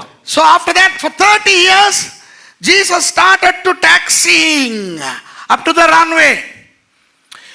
runway பக்கத்துக்கு வந்த உடனே දහවන පතේට ආපු ගමන් அந்த கடைசி நொடி அறிவுறுத்தல்களை 3 வருஷங்கள் செய்தார். ඒ කියන්නේ අවසාන වතාවට ඇවිල්ලා ඒ කියන්නේ දැනුම් දීම ඇවිල්ලා නැත්නම් ඒ තිබුණ කාර්යයන් ඇවිල්ලා අවුරුදු 3ක් කරනු ලැබුවා. அந்த ஏர் ஹோஸ்டஸ் எல்லாம் சொல்லுவாங்களே, ஆக்சிஜன் இல்லாட்டி இப்படி செய்யணும், நீங்க சீட் பெல்ட் போட்டுக்கறணும், அதெல்லாம் அந்த மாதிரி இயேசு பிரசங்கித்து நமக்கு நிறைய காரியங்களை கற்றுக் கொடுத்தார். අර ගුවන් සේවිකාවන් ඇතුළේ ඉඳලා ඇවිල්ලා දැනුම් දෙන්න ඇවිල්ලා මෙහෙම ඔක්සිජන් ලබා ගන්න ඕන ආරක්ෂක පද්ධතියෙන් ඇවිල්ලා කියා දෙන දේ අන්න ඒ වගේ යේසුස් වහන්සේ ඇවිල්ලා අවුරුදු 3මාරක් ඇවිල්ලා දේශනා කරනු ලැබුවා. Just like they asked towards giving instructions to the passengers, Jesus gave a lot of instructions during the 3 years of his ministry. Okay? ஆனால் ஒரு இடத்துக்கு வந்தவுடன் නමුත් එක සම්දිස්ථානයකට පැමිණෙනකොට இயேசுவானவர் என்ன செய்தார்? යේසුස් වහන්සේ මොනවද කරන්නේ? தேவன் சொல்றார், දෙවියන් වහන්සේ කියනවා இப்ப நீங்க டேக் ஆஃப் பண்ண வேண்டிய நேரம் வந்துருச்சு. දැන් ටේක් ඔෆ් කරන්න ඕන අවස්ථාව පැමිණියා. அப்பவும் பிசாசு abort flight முயற்சி பண்ணான். එතකොටත් ඇවිල්ලා යක්ෂයා මොනවද කරන්න ඇවිල්ලා මේ ගුවන් යානේ නතර කරන්න තමයි හදන්නේ. Even at that point the devil tried to stop Jesus. Jesus did not stop. Okay? Jesus died. Jesus rose again and he lived here for 40 days. Okay? இயேசு மரித்தார், உயிர் தெழும்பினார், 40 நாட்கள் இருந்தார். නමුත් යේසුස් වහන්සේ මැරුණා, නැවත නැගිට්ටා, දවස් 40ක් ජීවත් වුණා. 40 நாட்களில் என்ன செய்தார்? දවස් 40 මොනවද කරාවේ? அதாவது உயிர் தெழுந்த உடனே அவர் முதலாவது எங்கு போனார்? ඒ කියන්නේ නැවත නැගිටුණ ගමන් ඇවිල්ලා කොහෙටද ඉස්සරලාම ගියේ? சீஷர்கள் இடத்துல போனார். ගෝලයෝ ගාවට ගියේ. யார் அவருடைய சீஷர்கள்? කවුද උන්වහන්සේගේ ගෝලයෝ? co-pilot මාர். මේ අනිත් ඇවිල්ලා සහායක ඇවිල්ලා මේ නියමුවා. Right after he resurrected, he went to meet his co-pilots. Who? The disciples. Jesus put his hand on the throttle. இயேசு என்ன செய்கிறார்? அந்த acceleratorல கையை வைக்கிறார். යේසුස් වහන්සේ මොනවද කරන්නේ? අර throttle එකේ නැත්නම් accelerator එකේ ඇවිල්ලා මේ අත තියනවා. 11 பேரையும் கையை வைக்க சொல்றார். பேதுரு, மத்தேயு, தோமா எல்லாம் வை கைய. ගෝලයෝ 11 දෙනාට තෝමස්, පේත්‍රුස් ඇවිල්ලා මේ ඔක්කොමලා මේ අත තියන්න මේක උඩ. இப்ப போகுது. දැන් මෙහෙම ගමන් කරනවා. 40 நாட்கள். දවස් 40ක්. ஒரு நாள், 2 நாள், 10 நாள், 11 நாள், 20 நாள். සිංහලෙන් කියන්න. පළවෙනි දවස, දෙවෙනි දවස, තුන්වෙනි දවස, හතරවෙනි දවස, 30th day, 30 වෙනි දවස, 32, 34, 39, 39. 39යි.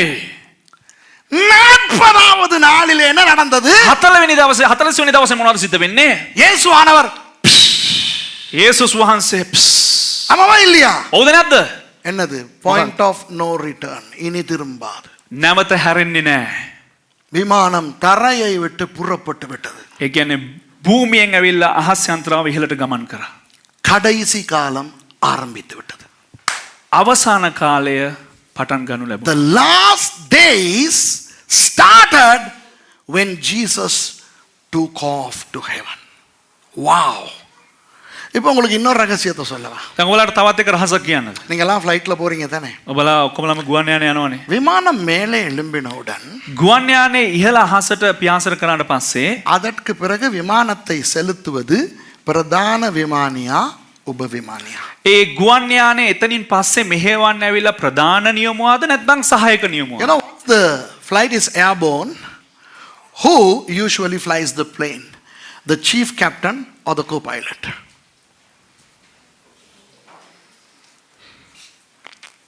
எத்தனை பேருக்கு தெரியாது? கையை தூக்குங்க. How many of you don't know? Okay, you can go and check to see if Suresh is telling you the truth. நான் உண்மையை சொல்றேன்னா நீங்க ஒருக்கா செக் பண்ணி பாத்துக்கங்க. දේවගත්තුම ඇත්තක නැත්ද කියනවාද කියලා ඇවිල්ලා චෙක් කරලා බලන්න පුළුවන්. co-pilot தான் ஓட்டுவார். මේ සහායක නියමුවා තමයි රැගෙන යන්නේ. இவர் பாட்டுக்கு உட்கார்ந்திருப்பார். මොහු ඇවිල්ලා නිකන් පාඩුවේ ඉඳගෙන ඉන්නවා. அவர் சரியா செய்யறாராங்கிறத மாத்திரம் இவருடைய இதுல பாத்துக்கிட்டு போவார். ඒ කියන්නේ ඔහු හරියට ඇවිල්ලා මේක රැගෙන යනවාද කියලා ඇවිල්ලා ඔහුගේ තිරයෙන් ඇවිල්ලා හැම දෙයක්ම බලා ගන්නවා. From that moment, okay, it's the co-pilot who would fly the plane. The main pilot would just be seated there just to see that he's doing the job properly. Okay? சபையை இயேசுவானவர் அப்படித்தான் நடத்தி கொண்டிருக்கிறார். සභාව යේසුස් වහන්සේ එහෙම තමයි ඇවිල්ලා නඩත්තු කරගෙන සිටින්නේ. ஊழியக்காரர்களாகிய நாங்கள் எல்லாரும் co-pilot. සේවකයෝ වන අපි සියලු දෙනාම ඇවිල්ලා අපි සහායක නියමුවන්. ஏற்றி விட்ட விமானத்தில் நாங்கள் பிரயாணம் செய்கிறோம். நான் ஓட்டி கொண்டு போகிறேன். அவ்வளவுதான். ඒ කියන්නේ ඉහළට නංවවුවව ඇවිල්ලා ගුවන් යානේ අපි රැගෙන යනවා එපමණයි. அதை தொடக்கினவர் இயேசு. නමුත් ඒක ආරම්භ කරේ ඇවිල්ලා යේසුස් We වහන්සේ. the pastors are just flying the airborne flight, but the one who started was the chief pilot, Jesus. Okay? அப்புறம் அந்த flight இறங்க போகும்போது ඊට පස්සේ නැවත වතාවක් ඒ අහස් යන්ත්‍රාව පතිත කරන්න එන විට கோ-பைலட் கிட்ட இருந்து இவர் தன்னுடைய முழு அதிகாரத்தையும் பெற்றுக்கொள்வார். සහායක නියමුවගෙන් ඇවිල්ලා මුළු ආධිපත්‍යයම ඇවිල්ලා ප්‍රධාන නියමුව විසින් ලබා ගන්නවා. கடைசியாக අවසාන වශයෙන් இயேசுவானவர் வந்து சபையை கொண்டு போயிட்டு லேண்ட் பண்ண வைப்பாரு பரலோகத்துல. යේසුස් වහන්සේ මේ ලෝකෙට පැමිණලා සභාව අරන් ගිහලා ඇවිල්ලා ඒක ලෑන්ඩ් කරනවා ඇවිල්ලා ස්වර්ගයේ. Finally Jesus, the captain, would take over and he would come and take the church and land the church in heaven. ஆமாவா இல்லையா? හවුද නැද්ද? இயேசுவானவர் வருவாரா இல்லையா? යේසුස් වහන්සේ එනවද නැද්ද? அப்போ நீங்கள் சொல்லக்கூடாது එතකොට ඔබ කියන්න හොඳ නෑ நாங்க நாங்க ஸ்ரீலங்காவை விட்டுட்டோம், இப்ப நாங்க எல்லாம் முடிஞ்சு இனி இந்த பயணத்தை நிறுத்த முடியாதுங்கறாங்க, ஆனா நாங்க புறப்பட்ட 5 hour ஆயிருச்சேன்னு சொல்ல முடியாது. අයියෝ අපි දැන් ඇවිල්ලා ශ්‍රී ලංකාව පහු කරලා ආවා, දැන් අපි දැන් ආයි ෆ්ලයිට් එක නවත්තන්න බෑ, දැන් ෆ්ලයිට් එක පිටත් වෙලා ඇවිල්ලා පැය 5ක් වෙනවා කියලා එහෙම. பாயிண்ட் ஆஃப் நோ ரிட்டர்ன் அங்கேயே தொடங்கி விட்டது.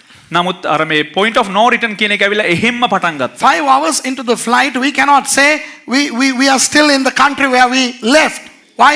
Because we haven't reached yet. You haven't reached, but you have left that place. You are no longer there. The last days have begun. கடைசி காலம் ஆரம்பித்து விட்டது. අවසාන කාලේ ආරම්භ වුණා. තේරුණාද? ஆகவே 2000 வருடங்களுக்கு முன்பு புறப்பட்ட விமானத்துக்குள்ளே இன்று உட்கார்ந்து இருக்கிறோம். ඒ නිසා අවුරුදු 2000කට කලින් ඇවිල්ලා පිටත් වුණා උපයාසර කරන්න පටන් ගත්තා ගුවන් යානය තුල අපි අසුන්ගෙන සිටිනවා. 2000 வருஷமா பறந்துருச்சுன்னு இன்னும் 2000 வருஷத்துக்கு பறக்கும்னு நினைக்காதீங்க. අවුරුදු 2000ක් තිස්සේ ප්‍රයාස කරා, තවත් අවුරුදු 2000ක් ප්‍රයාස කරයි කියලා හිතන්න එපා. Don't think that we have flown for 2000 years and we will have to fly for another 2000 years. Don't think like that. Because we are almost at the end of our journey. நம்முடைய கடைசி இடத்துக்கு, நம்முடைய பிரயாணத்தின் முடிவுக்கு வந்திருக்கிறோம். අපි අවසානයේ ඇවිල්ලා මේ ගුවන් යානය පතිත කරන්න දැන් පැමිණ සිටින කාලය. இப்போ இந்த கடைசி, இப்போ விளங்குதா உங்களுக்கு இது கடைசி காலமா இருக்கிறது என்று ஏன் சொன்னார் என்று? දැන් තේරෙනවද ඇවිල්ලා ඇයි මේක අවසාන කාලය කිව්වේ කියලා? Now do you understand why John says this is the last days? Now you understand, right? Now he says like this, அந்தி கிறிஸ்து வருகிறான் என்று நீங்கள் கேள்விப்பட்டபடி இப்பொழுதும் அநேக அந்தி கிறிஸ்துக்கள் இருக்கிறார்கள். Wow. විරුද්ධ ක්‍රිස්තුස් එන බව නුබලා ඇසූ ලෙසම දැනටම බොහෝ විරුද්ධ ක්‍රිස්තුවරු නැගිට සිටිති. As ye have heard that Antichrist shall come, even now are there many Antichrists. கவனிங்கள், අවධානය යොමு කරන්න. அந்தி கிறிஸ்துக்கள் என்று பன்மையிலே வருகிறது. අන්ත ක්‍රිස්තුස්වරු කියලා ඇවිල්ලා බහු වචනෙන් පැමිණෙනවා. In Greek it says antichristoi, plural, antichrists. Okay, there are many antichrists. அநேக அந்திகிறிஸ்துக்கள், சில அந்திகிறிஸ்துக்கள் அல்ல, அநேக அந்திகிறிஸ்துக்கள். එම ස්ථානයේ ප්‍රකාශ කරන්නේ සමහර අන්ත ක්‍රිස්තුස් කියලා ප්‍රකාශ කරන්නේ බොහෝ අන්ත ක්‍රිස්තුස් කියලා කියන්නේ, අන්ත ක්‍රිස්තුස්වරු කියලා කියන්නේ. It doesn't say some antichrists, it says many antichrists. And it doesn't say many antichrists will come, it says there are many antichrists. அநேக அந்தி கிறிஸ்துக்கள் வருவார்கள் என்று சொல்லவில்லை. බොහෝ අන්ත ක්‍රිස්තුස්වරු පැමිණෙයි කියලා කියලා නෑ. இருக்கிறார்கள். ඉන්නවා කියලා ප්‍රකාශ කරනවා. யாரோடு பேசுகிறார்? එක්කද කතා කරන්නේ? சபையோடு. සභාවත් එක්ක. சபைக்கு சொல்லுகிறார், සභාවට කියනවා உங்களில் அநேக அந்தி கிறிஸ்துக்கள் இருக்கிறார்கள். ඔබලාගේ බොහෝ දෙනෙක් අන්ත ක්‍රිස්තුවරු ලෙස සිටිනවා. So John is addressing the church and he is saying among you are many antichrists. Now let's look at the etymology behind antichristos. இந்த antichristo என்கின்ற அந்த சொல்லின் அர்த்தத்தை ஆராய்வோம். දැන් මේ අන්ත ක්‍රිස්තුස් කියනවා වචනේ ඇවිල්ලා අර්ථය අපි බලමු. கிறிஸ்து என்றால் என்ன? ක්‍රිස්තුස් කියලා කියන්නේ කුමක්ද? மேசியா, මේසියා, ராஜா, රජතුමා, அவர்தான் இயேசு. උන්වහන්සේ තමයි යේසුස් වහන්සේ. ஓகே, හරිද? அந்தி என்றால் அந்தி, அன்டி என்ற கிரேக்க சொல்லின் அர்த்தத்தை சொல்லிக் கொடுக்க போகிறேன். ඇන්ටි කියන නැත්නම් අන්ති කියලා කියන ඇවිල්ලා ග්‍රීක වචනේ ඇවිල්ලා අර්ථය කියලා දෙන්න. Christos means Christ, which means Messiah, who is none other than Jesus, Messiah the King. Okay, but I'm going to explain the word anti or anti for Americans. இந்த anti என்கின்ற சொல், கிரேக்க சொல், ඇන්ටි කියලා කියනවා මේ ග්‍රීක වචනය இரண்டு அர்த்தங்களை உடையது. අර්ථ දෙකක් දෙනු ලබනවා. There are two meanings for anti or anti. Number one, in opposition to. முதலாவது எதிரானது. ප්‍රථම දේ තමයි ඇවිල්ලා විරුද්ධ. இப்போ anti துஷார என்றால், දැන් ඇන්ටි සුරේෂ් කිව්වනම් துஷாரடா ஆண்டி இல்ல, පා සුරේෂ්ගේ ඇන්ටි නෙවෙයි. துஷாரைக்கு எதிரானவன். ඒ කියන්නේ පාස සුරේෂ්ට විරුද්ධ වූ. இப்ப நான் வந்து இங்கிலீஷ்ல சொன்னேன்னா brother Anthony don't be so anti Tushar. දැන් ඇවිල්ලා මේ බ්‍රදර් මේ කාටද ඇන්තනිට කිව්ව නම් ඇවිල්ලා brother Anthony don't be too anti Tushar. to anti Suresh. என்ன அர்த்தம் என்றால் මොකද අර්ථය කිව්වොත් நீங்க இவருக்கு எதிரியாவே இவரை எதிரியாவே நினைக்காதீங்க. ඒ කියන්නේ ඔබ මෙයාව ඇවිල්ලා විරුද්ධකාරයෙක් විදිහට හිතන්න එපා. விளங்குதா? තේරුණාද? மருந்து எடுக்கும் பொழுது ஆன்டிபயோட்டிக்ஸ் என்று கொடுப்பார்கள் தெரியுமா?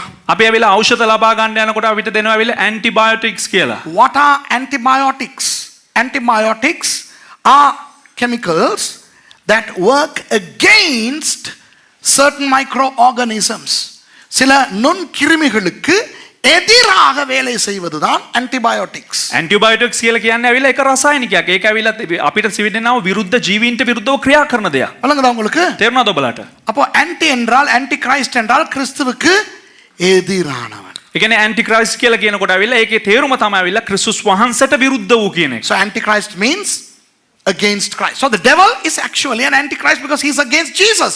பிசாசு கிறிஸ்துவுக்கு எதிரானவன், ஆகவே அவன் அந்த கிறிஸ்து. ඒ කියන්නේ යක්ෂයා ඇවිල්ලා ක්‍රිස්තුස් වහන්සේට විරුද්ධ නිසා ඌ තමයි ඇවිල්ලා ඒ antichrist. இப்படி இயேசுவுக்கு எதிரான எத்தனையோ பேர் உலகத்தில் இருக்கிறார்கள், அவர்கள் எல்லாரும் அந்த கிறிஸ்துக்கள். ஓகே, මේ වගේ ඇවිල්ලා යේසුස් වහන්සේට විරුද්ධ කොපමණද අය සිටිනවා. ඒ සියලු දෙනාම ඇවිල්ලා අන්තක්‍රිස්තුවරු. so there are so many myriads of antichrists in the world because they are against Jesus. Now I don't think there is a single one of such antichrist in this church now, right? இந்த சபையிலே அப்படி இயேசுவுக்கு எதிரான ஒரு அந்திகிறிஸ்து கூட கிடையாது. ஆமாவா இல்லையா? මේ සභාවේ එහෙම යේසුස් වහන්සේට විරුද්ධව කිසිම අන්තක්‍රිස්තුස් කෙනෙක් නැහැ. හරි එහෙම නේද? ஆனால் அந்தி என்ற அந்த கிரேக்க சொல்லுக்கு இன்னொரு அர்த்தம் இருக்கிறது. නමුත් ඒ ඇන්ටි කියනවා ඒ ග්‍රීක වචනයට ඇවිල්ලා තවත් එක අර්ථයක් තිබෙනවා. But there is another meaning for the word anti or anti in Greek, which means substitute. பதிலாக. ඒට ප්‍රතිඋත්තරව වෙනුවට பதிலாக. பதிலாக கிறிஸ்துவுக்கு பதிலாக ක්‍රිස්තුස් වහන්සේ වෙනුවට. விளங்குதா? கிறிஸ்து இருக்க வேண்டிய இடத்தில் வேறொன்று இருந்தால் அது அந்தி கிறிஸ்து. ක්‍රිස්තුස් වහන්සේ සිටින්න ඕන තැනට ඇවිල්ලා වෙන යම් කිසි දෙයක් තිබුණා නම් ඒක ඇවිල්ලා අන්තක්‍රිස්තුස්. Whatever stands where Jesus is supposed to stand is an antichrist. இப்போ உங்களுக்கு விளக்குறேன். දැන් ඔබලට විග්‍රහ කරන්නම්. பிரசங்கம் பண்ணி கொண்டிருப்பது யார்? දේශනා කරන්නේ කවුද? சுரேஷா அல்லது சுரேஷுக்கு உள்ளாக இருக்கும் கிறிஸ்துவா? මේ සුරේෂ් කියන පුද්ගලයාද නැත්නම් ඔහු තුල සිටින්නා වූ ක්‍රිස්තුස් වහන්සේද? Who is preaching? Suresh or Jesus through Suresh? Okay. அப்போ එසේනම් நீங்கள் யாராவது ஒருவேளை இந்த பிரசங்கத்தை பாராட்ட வேண்டும் என்றால் ඔබ කවුරු හරි කෙනෙක් ඇවිල්ලා මේ දේශනාව ගැන ඇවිල්ලා උදම්මනින්න අවශ්‍ය නම් அந்த பாராட்டு யாருக்கு போக வேண்டும்? ඒ උදම්මැනීම ඇවිල්ලා කාටද යන්න අවශ්‍ය? கிறிஸ்துவுக்கு. ක්‍රිස්තුස් වහන්සේට. So if anybody appreciates my sermon, your appreciation should go to Jesus. ஆனால் මොක්කතනமான மக்கள் என்ன செய்கிறீர்கள்? නමුත් මේ මෝඩ ජනතාව මොනවද කරන්න කියලා කිව්වොත් එහෙම என்னிடத்துல வந்து சொல்லுகிறீர்கள், මාගාවට ඇවිල්ලා කියනවා பாஸ்டர் அருமையா பேசுனீங்க, පාස ලස්සනට කතා කරා. பாஸ்டர் நீங்க பேசுனது சூப்பர். පාස ඔයා කතා කරපු එක super. Most of you are very foolishly coming to me and you are saying, Pastor Suresh, your message was wonderful. சரி, விசுவாசி தான் தெரியாம வந்து சொல்லுது. හරි ඇදලිවන්තයන් ඇවිල්ලා දන්නේ නැතුව ඇවිල්ලා කියන්නේ. பிரசங்கிக்கிற எனக்கு தெரியக்கூடாதா? දේශනා කරන මට දැනගන්න අවශ්‍ය அடே නැද්ද? நான் வெறும் பேனா, අයියෝ මම නිකන් පෑනක් எழுதுனது வேற ஆள்னு. ලියව්වේ වෙන කවුදෝ කියලා. Okay, the people may be naive. They can come and tell me. But shouldn't I, the preacher, know that I was merely a pen? The writer was somebody else. நான் என்ன செய்ய வேண்டும்? මම මොනවද කරන්න අවශ්‍ය? மகிமையை கிறிஸ்துவுக்கு கொடுக்க வேண்டும். මහිමය ක්‍රිස්තුස් වහන්සේට දෙන්න අවශ්‍යයි. I should give the glory to Jesus. ஆனால் என்ன நடக்கிறது? නමුත් කුමක්ද සිද්ධ වෙන්නේ? ஊழியனுக்கு சந்தோஷம் வருகிறது. සේවකයාට සන්තෝෂයක් පැමිණෙනවා. அந்த சந்தோஷம் பெருமையாய் மாறுகிறது. ඒ සන්තෝෂය උඩඟුකමක් බවට හැරෙනවා. நிறைய பிரசங்கிமார் බොහෝ දේශකයෝ நான் நல்ல பிரசங்கி, මම හොඳ දේශකයෙක්, நான் நல்ல ஊழியன், මම හොඳ සේවකයෙක්, நான் என்ற ஒரு நிலைமைக்கு வந்து விடுகிறார். මම කියන්නා වූ ඒ තත්වයට පැමිණෙනවා. Many pastors start to appreciate themselves thinking, wow, I have become a good preacher, I have become a good Bible teacher, I have become a good minister, and this I becomes Christ, and this pastor becomes antichrist.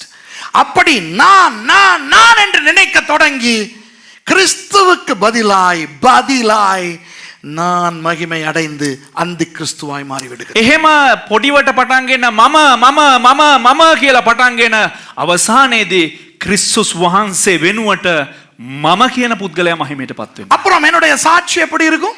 ඊට පස්සේ මගේ සාක්ෂිය කොහොමද තිබෙන්නේ? நிறைய பேர் வந்து சொல்லுவாங்க எனக்கு. බොහෝ දෙනෙක් ඇවිල්ලා මට කියනවා. இப்ப இன்னைக்கு நீங்க காதுல கேட்டுக்கிட்டு இருந்தீங்க. දැන් ඔබලා ආවිලා අහගෙන හිටියා. Now today you listened, you heard how I testified. Mercy testified and I testified. How did we testify? நானும் மர்சியும் சாட்சி சொன்னோம். எப்படி சாட்சி சொன்னோம்? සහෝදර මර්සි මමයි අද දවසේ සාක්ෂි කිව්වා. කොහොමද අපි සාක්ෂි කිව්වේ? 2 மாசம் வெளிநாடுகள்ல ஊழியத்துக்கு போயிட்டு මාස දෙකක් ඇවිල්ලා විදේශ රටවල් වල සේවයට ගිහිල්ලා சந்தோஷமா வந்து சேர்ந்துட்டோம். සන්තෝෂයෙන් අපි පැමිණියා. அவ்வளவுதான் சாட்சி. ඒක තමයි සාක්ෂිය. Our testimony was we were away for 2 months. God used us. We came back. Praise God. விளங்குதா? தேவனா. இப்போ நான் இங்க வந்து இருந்துகிட்டு දැන් මම මෙහෙට ඇවිල්ලා நான் பிரான்சிலே இருக்கும் பொழுது මම ප්‍රංශයේ ඉන්නකොට எப்படி கூட்டம் நடந்தது என்றால் කොහොමද ඇවිල්ලා රැස්වීම පැවැත්ුනේ කිව්වොත් நான் அமெரிக்காவிலே இருக்கும் பொழுது මම ඇමරිකාවේ ඉන්නකොට எப்படி நடந்தது என்றால் කොහොමද ඇවිල්ලා සිද්ධ වුනේ කිව්වොත් என்ன நடக்குது? நான் யார்? මොනවද සිද්ධ වෙන්නේ? මං කවුද? அந்தி கிறிஸ்து. අන්ත ක්‍රිස්තුස්. If I come up here and if I start to tell you when I was in France these things happened, and when I was in America those things happened, who am I? Antichrist. But not many people realize that, right? நிறைய பேருக்கு இது புரியுது இல்ல? விளங்குதா? නමුත් බොහෝ දෙනෙක් මේක වටහා ගන්නේ නැහැ. ஹலோ சாட்சி சொல்லுறதுல கூட ஒருத்தனுக்கு அந்தி கிறிஸ்துவா மாற முடியும். හලෝ සාක්ෂි කියනකොට පවා එක්කෙනෙක් ඇවිල්ලා අන්ත ක්‍රිස්තුස් වගේ වෙනස් වෙන්න පුළුවන්. You know, some people can become antichrist when sharing the testimony. Do you know that? சுவிசேஷம் அறிவிக்கும் போது கூட அந்தி கிறிஸ்துவாக முடியும். සුභාරංචිය ප්‍රකාශ කරනකොට පවා අන්ත ක්‍රිස්තුස් වෙන්න පුළුවන්. You know, when you preach the gospel you can be an antichrist. How? எப்படி தெரியுமா? කොහොමද දන්නවද? ஏய், சுவிசேஷம் அறிவிக்க போனா என்ன செய்யணும்? ඒක සුභාරංචිය බෙදා ගන්න එනකොට මොනවද කරන්න ඕන? எல்லாரும் பாவிகள். සියලු දෙනාම පව්කාරයෝ. தேவன் மனுஷனா வந்தாரு. දෙවියන් වහන්සේ මිනිසෙක් ලෙස පැමිණියා. நமக்கு பதிலா அவர் செத்தாரு. අපි වෙනුවට උන්වහන්සේ මැරුණා. ஆனா உயிரோட எழும்பிட்டாரு. නමුත් උන්වහන්සේ ආපහු උත්ථානය වුණා. அவர் தான் இயேசு. උන්වහන්සේ තමයි යේසුස්. அவரை ஏற்றுக்கொண்டியனா උන්වහන්සේ පිළිගත්තා නම් பரலோகம் போகலாம். ස්වර්ගයට යන්න පුළුවන්. இல்லனா நரகம் தாண்டி. නැත්තම් නරකේ තමයි බා. இவ்வளவுதான் சுவிசேஷம். මේක තමයි වෙන සුභාරංචිය. The gospel is very small but powerful. Okay? The gospel says, hey, we are all sinners. God became man and that was Jesus. He died instead of us and he rose again from the dead. And if we receive him, we go to heaven. If not, we go to hell. That's the gospel. நம்மால் போயிட்டு சுவிசேஷம் சொல்லும். නමුත් අපේ එකා ගිහිල්ලා ඇවිල්ලා සුභාරංචිය කිව්වනම් பிரதர், සහෝදරයා நான் இயேசுவுக்கு உள்ள வர முந்தி මම යේසුස් වහන්සේට එන්න යේසුස් වහන්සේ ගාවට එන්න කලින් நான் எப்படி தெரியுமா? මං කොහොමද දන්නවද? நான் அப்படி, මං මෙහෙමයි. நான் இந்த மாதிரி, මං මේ වගේ. நான் அந்த மாதிரி. මං අර වගේ. ஆஹா. ආහා. උහු. ආහා. இது அந்தி கிறிஸ்து. මේක අන්ත ක්‍රිස්තුස්. ஏண்டி உன்னைய பத்தி சொல்லிக்கிட்டு இருக்க? ඇයි බං උඹ ගැන කියාගෙන ඉන්නේ? இல்ல பாஸ்டர், எந்த சாட்சி பவர்ஃபுல்லா அவங்களுக்குள்ள கிரியை செய்யலாம் தானே? නේ පාස්ටර් මගේ සාක්ෂිය ඇවිල්ලා පවර්ෆුල් එකකින් එයා ASCII ක්‍රියා කරන්න පුළුවන් නේ. ஆமா அவனுக்குள்ள கிரியை செய்யும். நீ நரகத்துக்கு போய் நிப்ப. ඔව් එයා ඇතුලේ ක්‍රියා කරයි. උඹ නරකාදියට යයි. நீ சுவிசேஷம் அறிவிச்சு அவன் பரலோகம் போவான். சுவிசேஷம் அறிவிச்சனாலேயே நீ நரகம் போவ.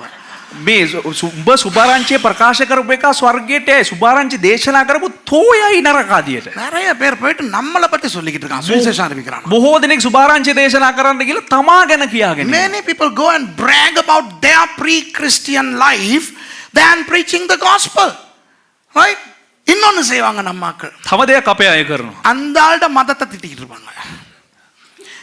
அந்த ஆள்ட சுவிசேஷம் கேட்கிற ஆள்ட மதத்தை திட்டிக்கிட்டு இருப்பாங்க. ඒ සුභාරංචිය අහන පුද්ගලයා ගැවිලා ආගමට බැනගෙන ඉන්නවා. அப்புறம் அவன் எங்களை அடிச்சான். එතකොට ඒ පුද්ගලයා අපිට ගැහුවා නම් உடனே என்ன தெரியுமா? එකපාරට මොනවද වෙන්නේ? நான் கர்த்தருக்காக உபத்திரவப்படுகிறேன். අපි ස්වාමින් වහන්සේ උදෙසා පීඩා විඳිනවා. இல்ல நீ கொழுப்புல அடி வாங்குற, கட்டாயம் நீ அடியே வாங்கணும். නෑ උඹ තෙල් නිසා ගුටි කනවා අනිවාර්යයෙන්ම උඹ ගුටි කන්න ඕන. Some people, instead of preaching the gospel, they go and talk about the other people's religion. And when they attack us, they think, we are persecuted because of Christ. No, you are being very stupid. Just go preach the gospel and come. அப்ப pastor அவங்க கேள்வி எல்லாம் கேட்டா එතකොට pastor කට්ටි ප්‍රශ්න එහෙම ඇහුවා නම් பதில் கொடுக்காம வா. උඹ උත්තර දෙන්නේ නැතුව වරින්. பரவாயில்லையா? කමක් නැද්ද? பரவாயில்ல. කමක් නෑ. நீ அவங்களுக்காக சிலுவையில சாகலை. බැයි උන් උදෙසා ඇවිල්ලා කුරුසපත් වෙන්න ඕන. இயேசுவானவர் பார்த்துக்கிறார். යේසුස් වහන්සේ බලාගයි. So if they ask questions, hey, don't try to answer those questions. Right? You're not going to answer questions. People will have millions of questions. Just preach the gospel and come. போயிட்டு சுவிசேஷத்தை அறிவிச்சிட்டு வருவீங்களா? නිකන් සුභාරංචි දේශනා කරලා එනවද? இப்போ இந்த அந்தி கிறிஸ்துவுக்கு என்ன நடக்கும் தெரியுமா? දැන් අන්තක්‍රිස්තුස්ට මොනවද දන්නද වෙලා තියෙන්නේ? இப்போ எனக்கு ஒரு வரம் இருக்கிறது என்று வைத்துக்கொள்வோம். දැන් හිතාගම වෙලා මේ මට එක දීමනාවක් තියෙනවා කියලා. Let me assume that I have some gifts, okay? நான் ஜெபித்தால் ஜனங்களுக்கு சுகமாகிறது என்று வைத்துக்கொள்வோம். දැන් මම යාඥා කරන්නම් ඇවිල්ලා ජනතාවට සුවේ දැනෙනවා සුවේ ලැබෙනවා කියලා හිතමු. Let's assume that when I pray, people get healed. அப்போ ஜெபிக்க ஜனங்களுக்கு சுகமாகுது. දැන් මේ යාඥා කරන්න මේ ජනතාවට ඇවිල්ලා සුවේ හම්බ වෙනවා. இப்போ நோயாளிகளுக்கு நான் ஜெபிக்கும் போது சில பேர் விழுகிறாங்க. දැන් මේ සමහරක් මේ ලෙඩ තියෙන අයට යාඥා කරනකොට ඔවුන් වැටෙනවා. கட்டிகள் மறையுது. මේ ගෙඩි නැති වෙනවා. கண் குருடானவங்க கண் திறக்கறாங்க. ඒ කියන්නේ ඇස් පේන්නේ නැති අයට ඇස් පේන්න පටන් ගන්නවා. Wow, in my meetings people are falling, the lame walk, the blind see, healings are taking place, growths and blisters are disappearing. Wow, இப்போ என்ன தெரியுமா செய்யறேன்னா දැන් මොනවද දන්නවද මම කරන්නේ? அங்க இருந்து zoom பண்ணுங்கறேன். අර ඉඳලා zoom කරපන්. இங்க இந்த ஆளுக்கு ஜெபிக்கும் போது මෙයාට යාඥා කරනකොට கணக்கா கேமராவுக்கு படுற மாதிரி தான் நான் இப்ப ஜெபிக்கிறேன். අනිවාර්යෙන්ම අර කැමරාවට වැටෙන විදිහට තමයි මම යාඥා කරන්නේ. அந்த ஆள் விழும்போது பெரிய சந்தோஷம். வீடியோ அதெல்லாம் லைவ் ஸ்ட்ரீம்ல அடிக்கிறது, யூடியூப்ல அடிக்கிறது. ඒ පුද්ගලයා වැටෙනකොට ඇවිල්ලා ඒක ලයිව් ස්ට්‍රීම් එකේ YouTube එකේ ඇවිල්ලා මේ විකාශනය කරනවා. இயேசுவின் நாமத்தை பயன்படுத்துகிறேன். යේසුස් වහන්සේගේ නාමය පාවිච්චි කරනවා. ஆனால் வீடியோல இயேசுவா வர்றாரு. නමුත් ඇවිල්ලා වීඩියෝ එකේ ඇවිල්ලා යේසුස් වහන්සේ දෙන්නේ. நான் தான் வரேன். මම තමයි එන්නේ. இயேசு வர வேண்டிய இடத்தில் நான் வந்தால் நான் யார்? යේසුස් වහන්සේ එන්න ඕන තැනට මම ආවනම් මම කවුද? அந்தி கிறிஸ்து. අන්තක්‍රිස්තුස්. You know, the video will show me praying for people getting healed and everything. But who should be seen in the video? Jesus. But I am seen. So if I am seen in place of Jesus, what am I? Antichrist. Hello விளங்குதா உங்களுக்கு? ඔබලාට වැටහෙනවද? இப்ப வீடியோவுல දැන් video එකේ சுகம் அளிக்கிறவரை உங்களுக்கு ஒளிப்பதிவு செய்ய முடியுமானால் சூப்பர். ඒ කියන්නේ මේ සුවය දෙන්න ඇවිල්ලා ඒකේ ඇවිල්ලා විකාශනය කරලා පෙන්눔 කරන්න පුළුවන් නම් නියමයි. யார் சுகம் கொடுக்கிறவர் சொல்லுங்க? කවුද සුවය දෙන්නේ? இயேசு.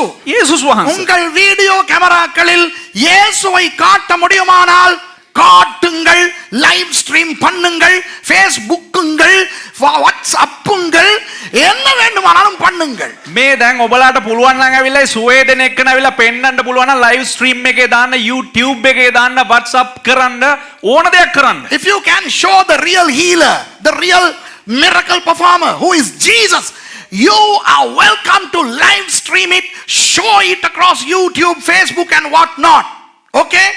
ஆனால் உங்கள் வீடியோவில் නමුත් ඔබේ වීඩියෝ එකේ அந்த சுகம் அளிக்கிறவர் தெரியவில்லை என்றால், අර සුවය දෙන ලබන පුද්ගලයා පෙනෙන්නේ නැත්නම්, அதற்கு பதிலாக யார் தெரிந்தாலும் ඒකට ඒ වෙනුවට කවුරු පෙනුනත් அந்த ஆள் அந்தி கிறிஸ்து. ඒ පුද්ගලයා අන්තක්‍රිස්තුස්.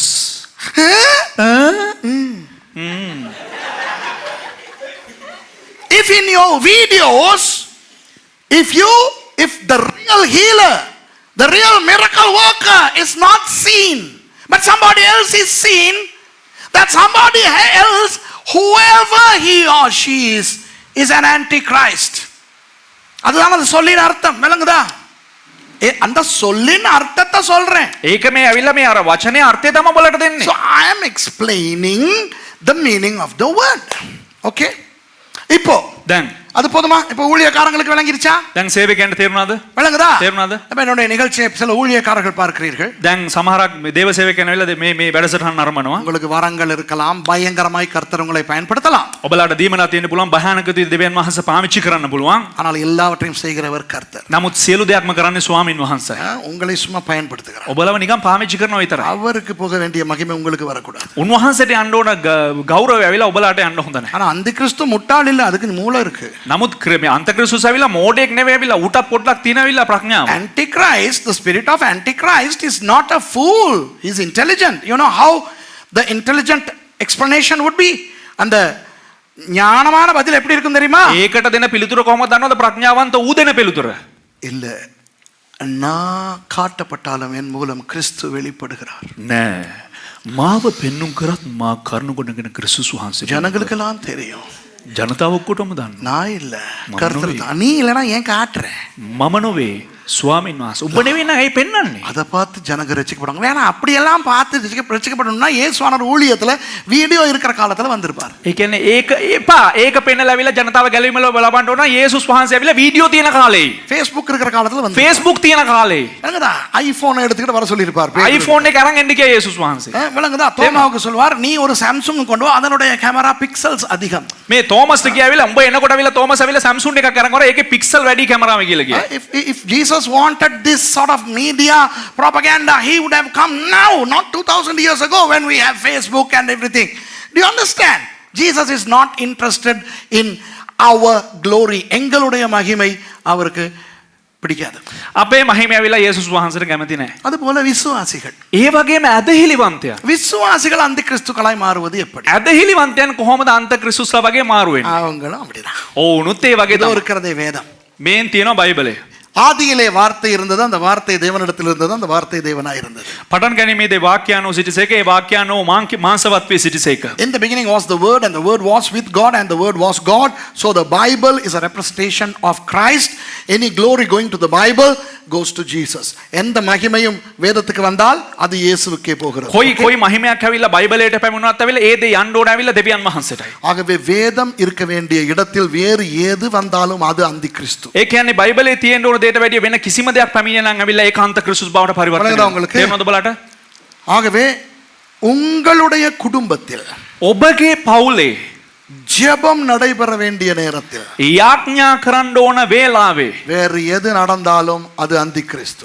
වෙන ඕනම දෙයක් සිද්ධ වුණොත් ඒක අන්තක්‍රිස්තුස්. நீங்கள் சபைக்கு போக வேண்டிய நேரத்தில், ඔබ සභාවට යන්න ඕන වේලාවේ நீங்கள் சொந்தக்காரர்கள் வீட்டுக்கு போனால் ඔබ නෑදෑයන්ගේ නිවස් වලට ගියා නම් நீங்கள் அந்தி கிறிஸ்து. ඔබ අන්තක්‍රිස්තුස්. சபை ஆராதனைக்கு பதிலாக සභාවේ දේව මෙහෙ වෙනුවට ஏதாவது ஒரு நிகழ்ச்சிக்கு நீங்கள் போனால் වෙනත් එක වැඩසටහනකට ගියා නම් நீங்கள் அந்தி கிறிஸ்து. ඔබ අන්තක්‍රිස්තුස්. உங்கள் வாழ்க்கையில், ඔබේ ජීවිතේ, உங்கள் குடும்பத்தில் ඔබේ පවුලේ கிறிஸ்துவானவரும் வார்த்தையும் இருக்க வேண்டிய நேரத்தில் ක්‍රිස්තුස් වහන්සේත් වචනයක් තියෙන්න ඕන අවස්ථාවේ வேறு எதை நீங்கள் கொண்டு வந்தாலும், அது எவ்வளவு நல்லதா இருந்தாலும் அது அந்தி கிறிஸ்து. වෙන කුමන දෙයක් ඔබ රැගෙන ආවත් ඇවිල්ලා ඒක කොතරම් යහපත්ව තිබ්බත් ඒක අන්තක්‍රිස්තුස්. In our homes, in our families, in our lives, if we substitute any good or bad thing to where Jesus or the word of God should be, then those things are antichrists. ஒரு நல்ல விஷயம் ඒක යහපත් දෙයක් இயேசுவுக்கு பதிலாக, வார்த்தைக்கு பதிலாக நடந்தாலும் යේසුස් වහන්සේ වෙනුවට නැත්තම් වචනය වෙනුවට அது நல்லது, ඒක යහපත්. ஒரு நல்ல அந்தி கிறிஸ்து. ඒක යහපත් අන්තක්‍රිස්තු කෙනෙකුට. If you say no, that was a very good thing, yes, it's a good antichrist, still it's an antichrist. நல்லதோ கெட்டதோ அந்தி கிறிஸ்து கிறிஸ்துவுக்கு எதிரானது தான். ඒ කියන්නේ හොඳද නරකද ඇවිල්ලා මේ ඒ කියන්නේ අන්තක්‍රිස්තුස් කියලා කියන්නේ ක්‍රිස්තුස් වහන්සේට විරුද්ධයි. இன்றைக்கு අද இதுதான் முக்கியமான ஒரு பாயிண்ட். මේක තමයි වැදගත්ම කාරණය. நீங்கள் கிறிஸ்துவோடு சிலுவையில் அறையப்பட்டிருப்பீர்கள் என்றால், නුබලා ක්‍රිස්තුස් වහන්සේත් සමග ඇවිල්ලා කුරුසපත් වෙලා සිටියා නම්, if you are crucified with Christ and if Christ lives in you and no longer you, உங்களுக்குள்ளே வாழுவது கிறிஸ்து நீங்கள் அல்ல என்றால், ඒ කියන්නේ ඔබලා තුල ජීවත් වන්නේ ක්‍රිස්තුස් වහන්සේ නොවේ නම්, நீங்கள் சுயநலவாதியாய் இருக்க மாட்டீர்கள். ඔබලා ඇවිල්ලා ආත්මාර්ථකාමීන් වෙන්නේ නැහැ. You will not be selfish. விளங்குதா நான் சொல்றது? තේරෙනවද බලන්න කියන දේ? இப்போ දැන් இன்றைக்கு கிறிஸ்தவ உலகத்தில் என்ன நடந்திருக்கிறது අද தெரியுமா? ක්‍රිස්තියානි ලෝකේ මොනවද දන්නවද සිද්ධ වෙන්නේ? நான் මම எனக்கு சந்தோஷம், මට සන්තෝෂයි, எனக்கு வேண்டும், මට ඕන, எனக்கு திருப்தி, මට තෘප්තිමත් වෙනවා, எனக்கு வேதனை வருது. මට වේදනාව වෙනවා. இன்றைக்கு நிறைய கிறிஸ்தவங்களுக்கு என்ன நடந்திருக்கு தெரியுமா? අද බොහෝ කිතුණුවන්ට මොනවද වෙලා තිබෙන්නේ? பயங்கரமா ஹர்ட் ஆகுறாங்க. භයානක ලෙස වේදනාවටපත් වෙනවලු. Many Christians are being hurt, lock, stock and barrel. Okay? Hurt. වේදනාව. கிறிஸ்து உங்களுக்குள் இருந்தால் ක්‍රිස්තුස් වහන්සේ නුඹ තුල සිටියා නම්, ஹர்ட் ஆக வேண்டியவர் கிறிஸ்து. වේදනාව විඳින්න ඕනේ ක්‍රිස්තුස් වහන්සේ. වේදනාව විඳින්න නෙවෙයි පුතේ, හිත වේදනාව අමාරු, හිතේ අමාරුව. හර්ට් වෙනවා. මම අමුතු විදිහට මාන්දියා බැලුවා. අර ඒ වගේ. යේසු හර්ට් ආහනවා. යේසුස් වහන්සේට රිදෙන්න ඕන. நீங்கள் ஹர்ட் ஆகினால் ඔබට රිදුනා නම්, உங்களுக்குள்ளே இருக்க வேண்டிய இயேசுவுக்கு பதிலாய் நீங்கள் ஹர்ட் ஆகினால், ඒ කියන්නේ යේසුස් වහන්සේ වෙනුවට ඔබට රිදුනා නම්, நீங்கள் அந்தி கிறிஸ்து. ඔබ අන්ත ක්‍රිස්තුස්. அதாவது இயேசுவுக்கு போக வேண்டிய ஹர்ட் உங்களுக்கு வந்துருச்சு. ඒ කියන්නේ යේසුස් වහන්සේට යන්න ඕන රිදිල්ල ඔබට ඇවිල්ලා. விளங்குதா? You know, if Jesus is living in you, he should get hurt.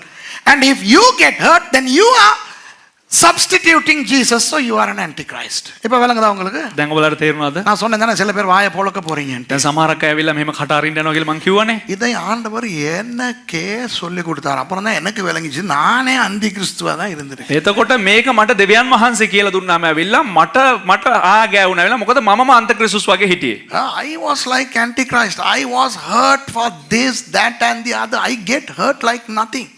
எனக்கும் பயங்கர ஹர்ட் வரும். ඒ කියන්නේ මටත් ඇවිල්ලා හරියට වේදනාවක් සිද්ධ වෙනවා. ஆண்டவர் ரொம்ப காலத்துக்கு முந்தி இல்லப்பா, இப்ப கிட்டத்துல මේ ගොඩාක් කාලයකට කලින් නෙවෙයි, මේ ඉත හරි ළඟදී. நான் ஒருத்தவங்களுக்கு ஞானஸ்தானம் கொடுத்தேன். මම එක්කෙනෙකුට ඇවිල්ලා බෞතිස්මය දුන්නා. I was baptizing somebody and I was preaching. நான் பிரசங்கம் பண்ணேன் பயங்கரமா. දැන් මම ලොකුවට දේශනා කරා. மழை அடிச்சு ஊத்துது. මේ දැන් හරියට වහිනවා. அப்ப நான் சூப்பரா ஒரு நல்ல அழகான ஆறு கட்டகட்டன் அந்த ஆறு ஓடிக்கிட்டு இருக்குது. சூப்பர் இடம். நான் ஞானஸ்தானத்துக்கு பிரசங்கம் பண்ணிக்கிட்டு இருக்கிறேன். දැන් මේ ලස්සන ගඟක් ඇවිල්ලා ලස්සනට ගඟ ගලාගෙන යනවා. මම එතන ඇවිල්ලා මේ ලස්සනට දේශනා කරගෙන It was ඉන්නවා. a wonderful river, a very fast running huge river, and I was preaching. அதிலே நான் சொல்லுகிறேன், இப்பொழுது நீங்கள் மரிக்கிறீர்கள், அடக்கம் பண்ணப்பட போகிறீர்கள், உயிர் தெழும்ப போகிறீர்கள். එතකොට මම ඒ අවස්ථාවේදී දේශනා කරනවා, දැන් ඔබලා මැරෙන්න යනවා, දැන් ඔබලා භූමි දානය කරන්න යනවා, ඊට පස්සේ ඔබලා නැවත නැගිටින්න යනවා. So I was preaching, I was saying, you're going to die with Jesus, you're going to be buried with Jesus, and you're going to resurrect with Jesus. So once you alight from the water, it's no longer you, it's Christ. அப்போ நீங்கள் தண்ணீரிலிருந்து வெளியே வரும்பொழுது இனி நீங்கள் அல்ல, இயேசுதான் உங்களுக்குள்ளே இருக்கிறார். பயங்கரமா பிரசங்கம். එතකොට මම භයානක ලෙස දේශනා කරනවා, ඔබ වතුර ඇතුළට ගිහිල්ලා ඔබ එළියට එනකොට එන්නේ ඇවිල්ලා වෙන කවුරුන් නෙවෙයි ක්‍රිස්තුස් වහන්සේ කියලා මම ඇවිල්ලා භයානක ලෙස දේශනා කරා. தண்ணி உள்ளுக்கு நான் ஞானஸ்தானம் கொடுக்க இறங்கின பிறகு වතුර ඇතුළට මම බෞතිස්මය දෙන්න බැස්සට පස්සේ ஆண்டவர் என்னகிட்ட கேட்கிறார், දෙවියන් වහන්සේ මගෙන් අහනවා, உங்களுக்குள்ளே நான் தானா இருக்கிறேன்டான்ட்டு. උඹ ඇතුළෙත් මම තමයි ඉන්නේ බං. මමද ඉන්නේ කියලා අහනවා. උඹ ඇතුළෙත් So මම when I went ඉන්නේ. into that water, I sort of felt God asking me, do I live in you? Yes Lord. ஆமா. ඔව් ස්වාමීනි. அப்ப நீ ஏன் ஹர்ட் ஆகுற? ඇයි එහෙනම් ඔබ දුකටපත් වෙන්නේ? So why are you getting hurt? நீ ஹர்ட் ஆக்குறாங்கனால நான் ஹர்ட் ஆகுறேன். ඉතින් මට මාව දුකටපත් කරන නිසා මම දුකටපත් වෙනවා. I am being hurt because people are hurting me, Lord.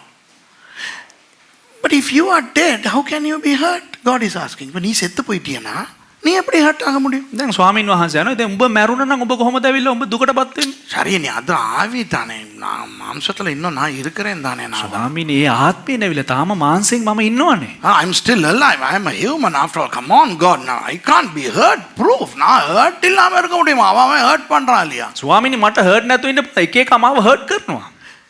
உனக்குள்ளே நான் இருந்தால் නුඹ තුල මම සිටියානම් உன்னை ஹர்ட் பண்ணுகிறவன் என்னை ஹர்ட் பண்ணுகிறான்.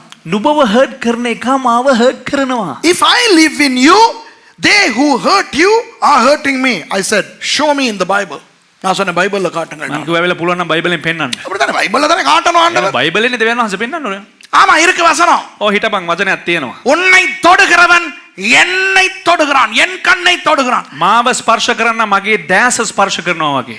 இருக்கு இல்லையா பைபிள்ல? තියෙනවා නේද? He who touches you touches the apple of my eyes. Oh, okay. பைபிள்ல இருக்கு. இப்போ என்ன செய்யணும் நாதா? හරි බයිබලේ තියෙනවා. හරි මොනවද කරන්න ඕනේ ස්වාමීනි? படவா இனி என்னைய ஹர்ட் ஆக விடு, நீ ஹர்ட் ஆகாத. ආයේ තෝ ඇවිල්ලා ආයේ උඹ හර්ට් වෙනවා. හරි හරි තෝ උඹව හර්ට් වෙනකොට මාව හර්ට් කරන්න හොඳ නැහැ. නෑ ආය තොපිව කවුරු හරි හර්ට් කරනකොට හර්ට් වෙන්න බෑ. මං හර්ට් වෙන්න. මොකද මන්නේ ඉන්නේ ඇතුලේ. So God was telling me, now with this I am closing, so finished, sermon is finishing. இதோட பிரசங்கம் முடிகிறது. So நல்லா கவனிங்க. දේශනාව මේකත් එක්ක අවසන් කරන හොඳට අවධානය යොමු කරන්න. So Jesus was saying, every time somebody hurts you, allow me to be hurt because I am in you. You don't get my hurt because then you become antichrist. அந்த ஞான ஸ்நானத்தை கொடுத்துட்டு கரை ஏறும்போது ඒ බෞතිස්මේ දීලා ඇවිල්ලා මේ එන විට நான் மறுபடியும் பிறந்த மாதிரி ඒ வெளியே කියන්නේ මම ආපහු ඉපදුනා වගේ තමයි එළියට ආවේ When ගගේ. I came out of that river after baptizing people, I felt like a new man. Wow, this is wonderful, super. නියමයි. இப்போ உங்களை ஹர்ட் பண்றாங்க தானே ஜனங்க. දැන් ඔබව දුකටපත් කරනවානේ ජනතාව. யார் ஹர்ட் பண்ணுவாங்க? කවුරුද හර්ට් කරන්නේ ඔබව? புருஷனை பொண்டாட்டி ஹர்ட் பண்ணும், பொண்டாட்டிய புருஷன் ஹர்ட் பண்ணும். පුරුෂයා භාර්යාව හර්ට් කරනවා, භාර්යාව පුරුෂයාව හර්ට් The කරනවා. husband hurts the wife and the wife hurts the husband. Okay? හරිද? Now the next time your spouse hurts you, allow Jesus to be hurt. You just take it on the bum. மலங்கதான் அடுத்த தடவை உங்க பொண்டாட்டியோ உங்க புருஷனோ உங்களை காயப்படுத்த உங்களை வேதனைப்படுத்தும் போது இயேசு வேதனைப்பட விட்டுட்டு நீங்க சூனா இருங்கோ. ඒ කියන්නේ ඊළඟ පාර ඔබේ භාර්යාව හරි ස්වාමි පුරුෂයා හරි ඇවිල්ලා ඔබව වේදනාවටපත් කරනවාද ඇවිල්ලා යේසුස් වහන්සේ වේදනාවටපත් වෙනවා කරලා ඔබලා චූන් එකේ ඉන්න අවශ්‍යයි. இல்ல பாஸ்டர் நமக்கு ஹர்ட் வருது தானே. නේ ප්‍රාස්ත අපිට හර්ට් එනවනේ. நல்லா நீ அந்தி கிறிஸ்து. හොඳට හිටපන් ඔබ අන්ත ක්‍රිස්තුස්. No, I'm being hurt. Oh, yes, you are an antichrist. மலங்கதா තේරුණාද? நம்மள யாரெல்லாம் ஹர்ட் பண்றாங்க? අපිව කවුරුද අපිව හර්ට් කරන්නේ? அதுல இருந்து எனக்கு ஆசை ஆக்கள் என்ன ஹர்ட் பண்ணா. එදා ඉඳලා මට හරි ආසයි එක එකව මාව දුකටපත් කරනවා. Now I love when people try to hurt me. Do you know why? I just watch Jesus being hurt because it's no longer me. இயேசு ஹர்ட் ஆகிறத நான் பார்த்துக்கிட்டு இருக்கிறேன், நான் இல்ல. ඒ කියන්නේ යේසුස් වහන්සේව දුකටපත් වෙනකොට මම බලන් ඉන්නවා, මම නෙවෙයි. நீர் ஹர்ட் ஆகிக்கொள்ளும் நாதா. ස්වාමීන් වහන්සේ දුකටපත් நான் වෙනවා. ஹர்ட் ஆக மாட்டேன். මම දුකටපත් වෙන්නේ නැහැ. ஐயோ நிம்மதியா வாழ்றேன் போனா. අයියෝ පාඩුවේ ජීවත් වෙන්න පුළුවන් I දැන් am මට. so happy now because this hurt is a demon. அந்த ஹர்ட் ஆகிறது ஒரு பேய். මේ වේදනාව කියලා කියන්නේ ඒක යකෙක්. நல்ல சர்ச்சில் ஊழியம் பண்ணிக்கிட்டு இருக்கிற ஆளை ஹர்ட் பண்ணானா அது ஒண்ணும் பண்ணாது. හොඳට ඇවිල්ලා සභාවේ සේවය කරන එක ඉන්න එක ඇවිල්ලා හර්ට් කරපු ගම ඒක කොහොමද යනවා? Somebody is working in the church real hard. They do decoration, they do the lights, they do the media, they do the camera, they sweep, they wash, they do everything. Or to stop them, somebody has to hurt them. நல்லா வேலை செஞ்சுட்டு இருப்பாங்க இல்லையா? Light போடுவாங்க, stage பண்ணுவாங்க, curtain போடுவாங்க, எல்லாம் பண்ணுவாங்க. சூப்பர் ஆக்டிவா இருக்கிற ஒரு ஊழியக்காரையோ நிறுத்துறதுக்கு என்ன செய்யணும்? හොඳට මේ වැඩ කරගෙන ඉන්න ඇවිල්ලා කර්ටන් දාන්න, ලයිට් දාන්න, සභාවේ අරක මේක දුවලා පැනලා වැට් කරන සේවකයෙක් හරි සේවිකාවක් හරි නතර කරන්න නම් මොනවද කරන්න ඕන? யாரையாவது கொண்டு ஹர்ட் பண்ணிட்டா அதுக்கு பிறகு அவன் செய்ய மாட்டான். කවුරු හරි තියලා ඇවිල්ලා හර්ට් කරන හරි මං ආයෙ I'm not going to do anything. මං ආයෙ මොනවද කරන්නේ? Why? I'm hurt. நான் எவ்வளவு வேதனையில வந்து உட்கார்ந்துருக்கிறேன், எனக்கு மட்டும் தான் தெரியும். මං කොච්චර වේදනාවෙන් ඉඳ කියලා මට විතරයි තේරෙන්නේ. பிரதர் நீங்க முந்தி நல்லா இதெல்லாம் செய்வீங்களே. බ්‍රදර් ඔයා ඉස්සර හොඳට මේ දේවල් කරා. அதெல்லாம் நீங்க தானே செய்வீங்க. දැන් කොහොම ඔයානේ කරේ? இப்போ நீங்க செய்றீங்களே இல்ல. දැන් කරන්නේ මම. ஏன்? ඇයි? வேணாம் பாஸ்டர். මේන එපා. இல்ல ஏன் சொல்லுங்க. ஒண்ணும் இல்ல. ඇයි කියලා කියන්නේ මොකුත් නැහැ. You used to do those things, right? You used to, yeah. Now you don't do. Why? Don't ask me. ஏதாவது பிரச்சனை? මොකක් හරි ප්‍රශ්න ஒண்ணு ஒரு பிரச்சனை. නෑ මොකුත් නැහැ. இல்லை யாராவது உங்களை காயப்படுத்திட்டாங்க? இல்லை, யாரும் என்னை காயப்படுத்தி. කවුරු ඔකට තුවාල කරා නැහැ, කිසිම කෙනෙක් තුවාල Did කරන්නේ anybody hurt you? No, nobody hurt me. யாரும் என்னை காயப்படுத்தல. அதிலே பதில் வந்துருச்சு. කවුරුත් මව තුවාල කරේ නැහැ. ඒකෙම උත්තරය ආවා. அடா அந்த கிறிஸ்து, එඩා අන්ත நீ ක්‍රිස්තුස් நரகத்துக்கு தான் போவ. උඹ නරක You ආදියට will තමයි go to යන්නේ. hell. இப்போ ஜோக் என்ன தெரியுமா? මේකේ විහිළුව මොකක්ද දන්නවද?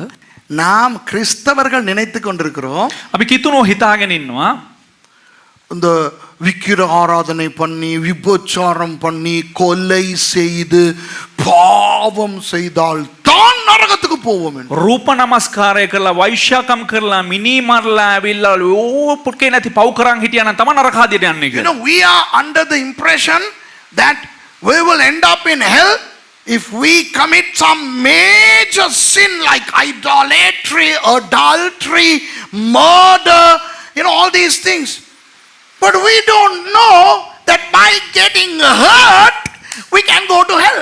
சும்மா ஹர்ட் ஆகியே நரகத்துக்கு போகலான்னு இப்பதான் தெரியுது. දැන් නිකන් දුකටපත් වෙලා ඇවිල්ලා නරක ආදියට යන්න පුළුවන් කියලා දැන් තමයි දන්නේ. ஆனா சும்மா மொட்டையா ஹர்ட் ஆகிறவன் எல்லாம் நரகத்துக்கு போவான்னு சொன்னா நம்ப மாட்டோம். ඉතින් මේ නිකන් මේ හර්ට් වෙන උන් ඇවිල්ලා නරක ආදියට යනවා කියවනම් විශ්වාස කරන්නේ නැහැ. ஹர்ட் பண்றவன் தானே போகணும். ஹர்ட் ஆகுற நாங்க ஏன் போகணும்? இங்கேயும் ஹர்ட் ஆகி அங்கேயும் போயிட்டு எரிஞ்சிக்கிட்டு ஹர்ட் ஆகிட்டு இருக்கவா? මේ හර්ට් කරන එකානේ යන්න ඕනේ ඇවිල්ලා. ඇයි මම යන්න ඕනේ ඇවිල්ලා මෙහෙත් හර්ට් වෙලා එහෙත් හර්ට් වෙන්න ඕනද කියලා. It doesn't make sense. Only the people who hurt you should go to hell. We are being hurt. Why should we be hurt here and then in the hell also? Because it will hurt in hell. ஆனால் இப்போ என்ன தெரிகிறது? දැන් නමුත් දැන් මොනවද තේරෙන්නේ? உங்களுக்குள்ளே யார் வாழுகிறாராம்? නුඹලා තුල කවුරුද ජීවත් වෙන්නේ? Who is living in you? எத்தனை பேர் சொல்லுவீங்க இயேசு எனக்குள் ஜீவிக்கிறார்? කී දෙනෙක් කියනද ඇවිල්ලා යේසුස් වහන්සේ මා තුල ජීවත් கை වෙනවා? தூக்குங்க. How many of you all believe that Jesus lives in you? Okay, எத்தனை பேர் ஞானஸ்நானம் எடுத்துருக்கீங்க? கை தூக்குங்க. කී දෙනෙක් ඇවිල්ලා බෞද්ධිස්මය අරන් සිටිනවද? Wow. How many of you all are baptized? So you are dead. நீங்க செத்து போயிட்டீங்க. ඔබලා මැරලා ගිහිල්ලා. இப்போ இயேசு உங்களுக்குள் දැන් ஜீவிக்கிறார். යේසුස් වහන්සේ ඔබලා තුල ජීවත් වෙනවා. Now Jesus lives in you. ஆகவே ඒ නිසා உங்களை யாராவது ஹர்ட் பண்ணினால் ඔබව කවුරු හරි වේදනාවට පත් කරා නම් அவர்கள் யாரை ஹர்ட் பண்ணுகிறார்கள்? ඔවුන් කවුද වේදනාවට சொல்லுங்க. පත් කරන්නේ කියන්න? So if somebody hurts you, who are they hurting? Jesus. அப்ப இயேசு ஹர்ட் ஆகிறதுக்கு பதிலாய் ஆன்டி நீங்கள் ஹர்ட் ஆகினால் நீங்கள் யார்? உங்க வாயால ඒ சொல்லுங்க. කියන්නේ යේසුස් பேய் இல்ல, பேய் பாவம், அதை விட்டுரு. அந்த கிறிஸ்து சொல்லுங்க எல்லாரும். අන්ත ක්‍රිස්තුස්. සිංහල කියන්න. ඒ කියන්නේ යේසුස් වහන්සේ මේ හර්ට් වෙනවා වෙනුවට ඇවිල්ලා ඔබලා ඔබව හර්ට් කරන අය යේසුස් වහන්සේව හර්ට් කරනවා නම් හර්ට් වෙන්න ඕනේ කවුද? යේසුස් වහන්සේ.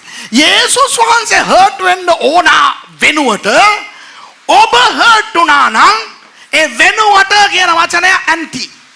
එතකොට ඔබ කවුද? ඔබගේ වචනෙන් කියන්න අන්ති ක්‍රිස්තුස්. දැන් කියන්න මාත් එක්ක සිංහලෙන් කියන්න ඔක්කොම. මම හර්ට් වුණොත් මම අන්ති ක්‍රිස්තුස් කෙනෙක්. අන්ති ක්‍රිස්තුස් කෙනෙක්. சொல்லுங்க எல்லாம். நான் ஹர்ட் ஆகினால் நான் ஒரு அந்தி கிறிஸ்து. Everybody say with me. If I get hurt, I am an antichrist. என்ன முடிக்கல? என்ன வருது? சிங்களம். අන්තික්‍රිස්තුස්ලට ස්වර්ගයට යන්න බෑ. ඒ නිසා මම හර්ට් වුණොත් මට ස්වර්ගයට යන්න බෑ. தமிழ்ல சொல்லுங்க. அந்திகிறிஸ்து பரலோகம் போக முடியாது. நான் ஹர்ட் ஆகினால் நான் அந்திகிறிஸ்து. எனக்கு பரலோகம் போக முடியாது. Everybody say with me. Antichrist don't go to heaven. If I get hurt, I am an antichrist. I will not go to heaven. දැන් සිංහලෙන් කියන්න මට ස්වර්ගයට යන්න ඕනේ. තමයි சொல்லுங்க. எனக்கு பரலோகம் போகணும். Say with me. I want to go to heaven. எத்தனை பேருக்கு பரலோகம் போகணும்? How many of you all want to go to heaven? அப்ப சொல்லுங்க எல்லாரும், එන සෑම දෙනාම කියන්න. இனி ஹர்ட் ஆக மாட்டேன். මං ආයෙ රිදෙන්නේ නැහැ. சொல்லுங்க. මං ආයෙ වේදනාවටපත් වෙන්නේ නැහැ. ஆய் மாமா ஹர்ட் වෙන්නේ. මම දෙමළෙන් කියනකොට දෙමළෙන් කියන්නවා. நான் ஹர்ட் ஆக மாட்டேன். சொல்லுங்க. නා හර්ට් ආග මාටේ. මම ஹர்ட் වෙන්නේ. මම හර්ට් වෙන්නේ නැහැ. I will never get hurt again. I am never get hurt again. යේසුස් මං වෙනුවෙන් මං වෙනුවෙන් හර්ට් වෙච්ච දේ. හර්ට් වෙච්ච දේ. උන්වහන්සේ උන්වහන්සේට ඕන විදියට ඕන විදිහට උන්වහන්සේගේ හර්ට් එක උන්වහන්සේගේ හර්ට් එක බලාගත්ත දේ. බලාගත්ත දේ. මට වැඩක් නැහැ. මට වැඩක් නැහැ.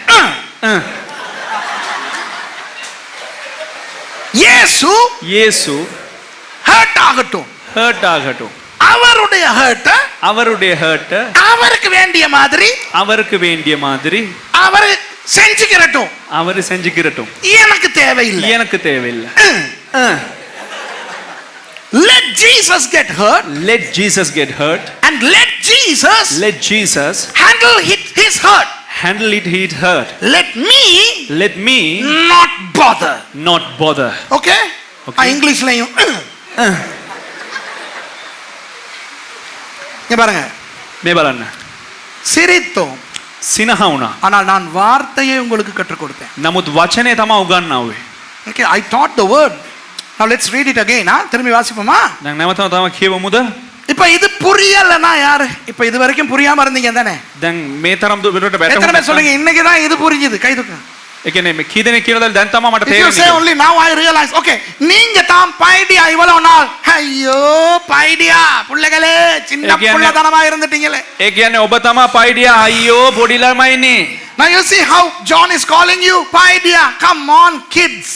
Do you understand now? We have been so naive. We have been so juvenile.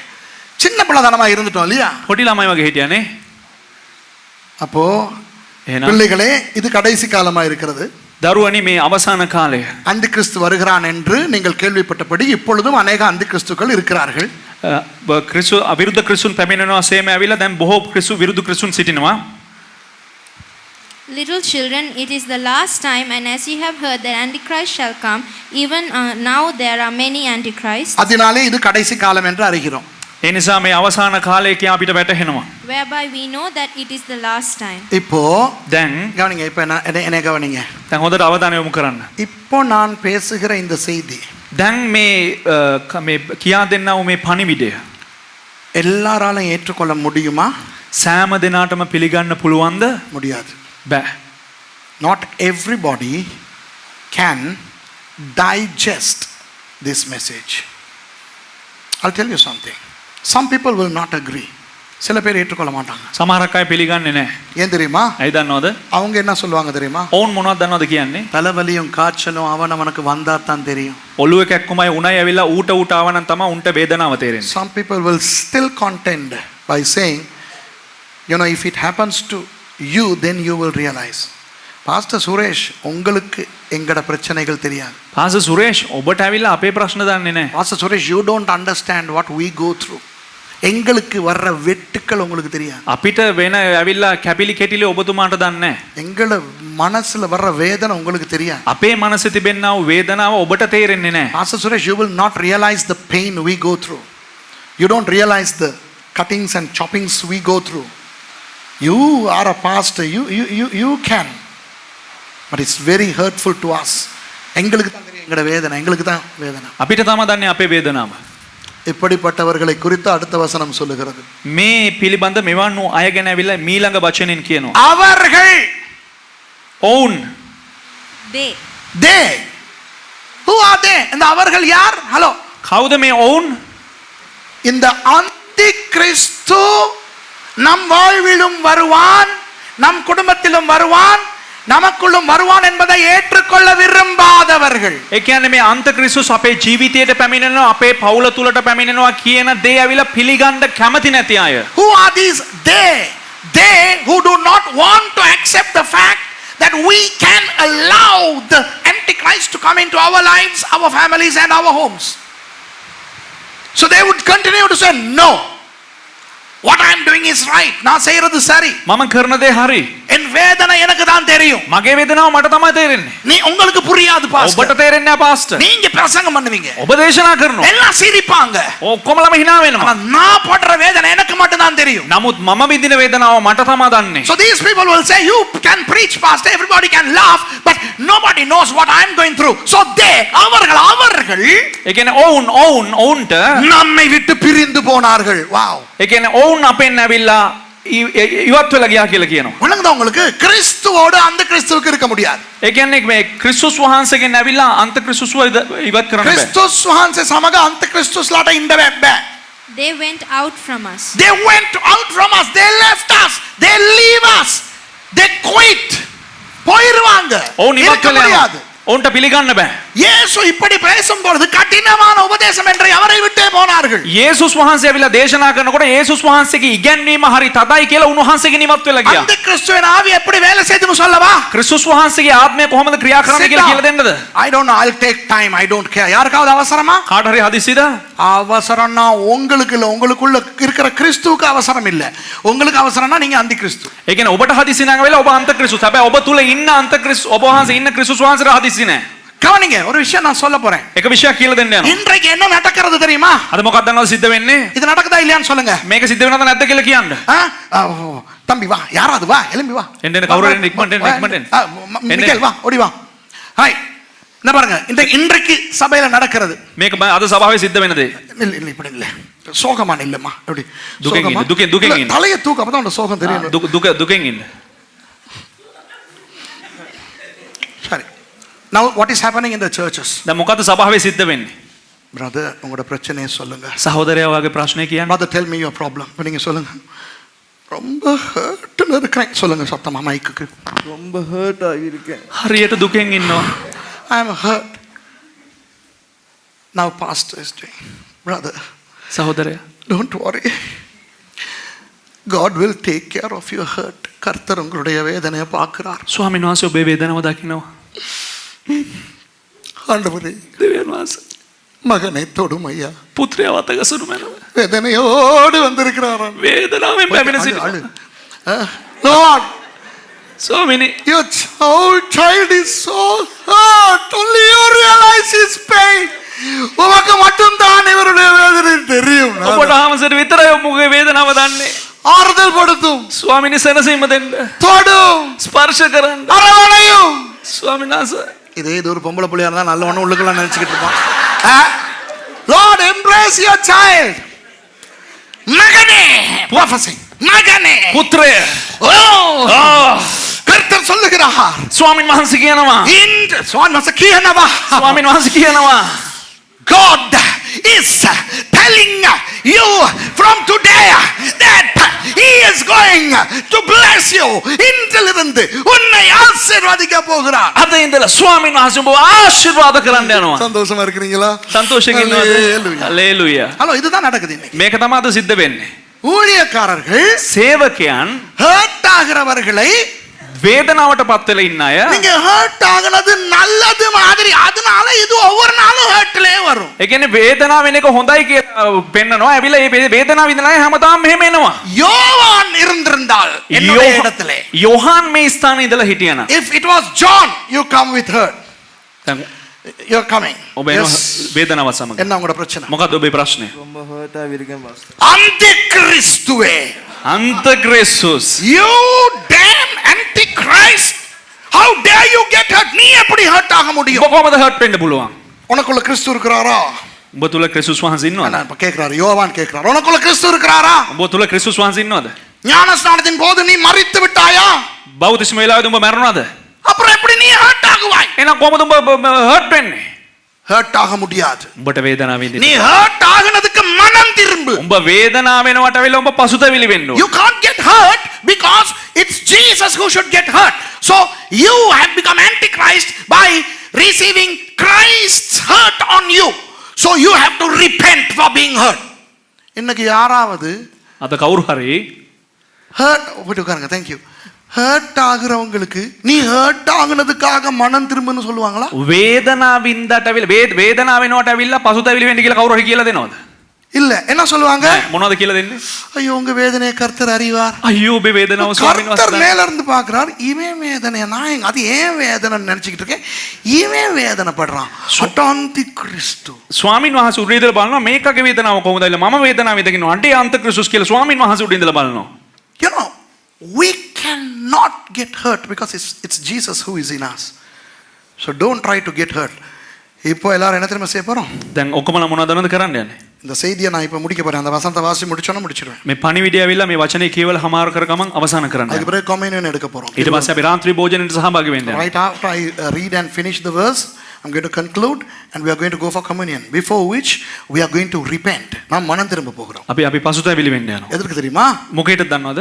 அந்தி கிறிஸ்துக்களை நம்ம வாழ்க்கையிலையும் வீடுகளையும் உட்கார வச்சிருக்கிறதுக்கு. අන්ත ක්‍රිස්තුස් අපේ ජීවිතේත් අපේ ගෙදරත් ඇවිල්ලා අපි වාඩි කරවලා තියන්නේ. இங்கேயோ இருக்கிற பாப்பாண்டவரும் டொனால்ட் ட்ரம்ப்பும் பிற்காலத்தில் வரப்போற அந்தி கிறிஸ்துவும் அதுகளை விடுங்க, அது வர நேரம் வரட்டும். කවදාදෝ අර එන්න යන ඇවිල්ලා පාපුයි ඇවිල්ලා මේ ඩොනල්ඩ් ට්‍රම්ප්ුයි ඇවිල්ලා කවුද අන්තිමේට එන්න යන අන්ත ක්‍රිස්තුස් ඒවා ඔක්කොම දැන් අතහරින්න. நம்மளே அந்தி கிறிஸ்துக்களா உட்கார்ந்துகிட்டு இருக்கோம். අපිම අන්ත ක්‍රිස්තුස් වගේ අසුන්ගෙන ඉන්නවා. Forget about the future antichrist, forget about the pope, forget about Donald Trump. Let's deal with the antichrists in our lives. சுயம் நான் எனக்கு வருகிற நல்லது கேட்டது எல்லாம் இது அந்தி கிறிஸ்து. ඒ කියන්නේ මම මට එන හොඳ නරක හැමදේක් මගේ සුව කැමැත්ත මේ හැමදේම මේව තමයි අන්ත ක්‍රිස්තුස්. Anything that becomes mine is antichrist because I no longer live. It's Jesus. விளங்குதா உங்களுக்கு? තේරුණාද ඔබලට? வாசிப்போம் அந்த வசனத்தை. கீவம் So we are going to repent. இன்றைக்கு மனம் திரும்ப போறோம். අපි පසුතැවිලි වෙන්න යනවා. அவர்கள் நம்மை விட்டு பிரிந்து போனார்கள். verse 19. வாசிங்க. verse 19. But they were not of us. නමුත් ඔවුන් අපට අයිතිව සිටියේ නැත. ஆகிலும் அவர்கள் நம்முடையவர்களா இருக்கவில்லை, நம்முடையவர்களா இருந்தார்களானால் நம்முடனே நிலைத்திருப்பார்களே. வாவ். ඔවුන් අපට අයිතිව සිටියා නම් අප සමග පවතිනවා ඇත. නමුත් ඔවුන් සියල්ල For if they had been of us, they would no doubt have continued with us. ஆகவே ஆண்டவருடைய வார்த்தையோடு இருங்கள். එම නිසා விட்டு ஓட போகாதீங்க. விளங்குதா? එම නිසා ස්වාමීන් Don't වහන්සේගේ run වචන away සමග from the සිටින්න. word. எல்லாரும் நம்முடையவர்கள் அல்லவென்று வெளியாகும் படிக்கே பிரிந்து போனார்கள். නමුත් ඔවුන් සියල්ලම අපට අයිති නැති බව ප්‍රකාශ වෙන පිණිස ඔවුන් අපෙන් අහක්ව ගියෝය. But they went out that they might be made manifest that they were not all of us. Sadly, not many people want to hear messages like this today. இன்று இந்த மாதிரியான செய்திகள் நிறைய பேருக்கு கேட்க விருப்பம் இல்லை. අවසානවකට බොහෝ දෙනෙකුට ඇවිල්ලා මේ වගේ පණිවිඩ අද අහන්න කැමති නැහැ. ஏனென்றால் வேதனை நிறைந்த உலகம்.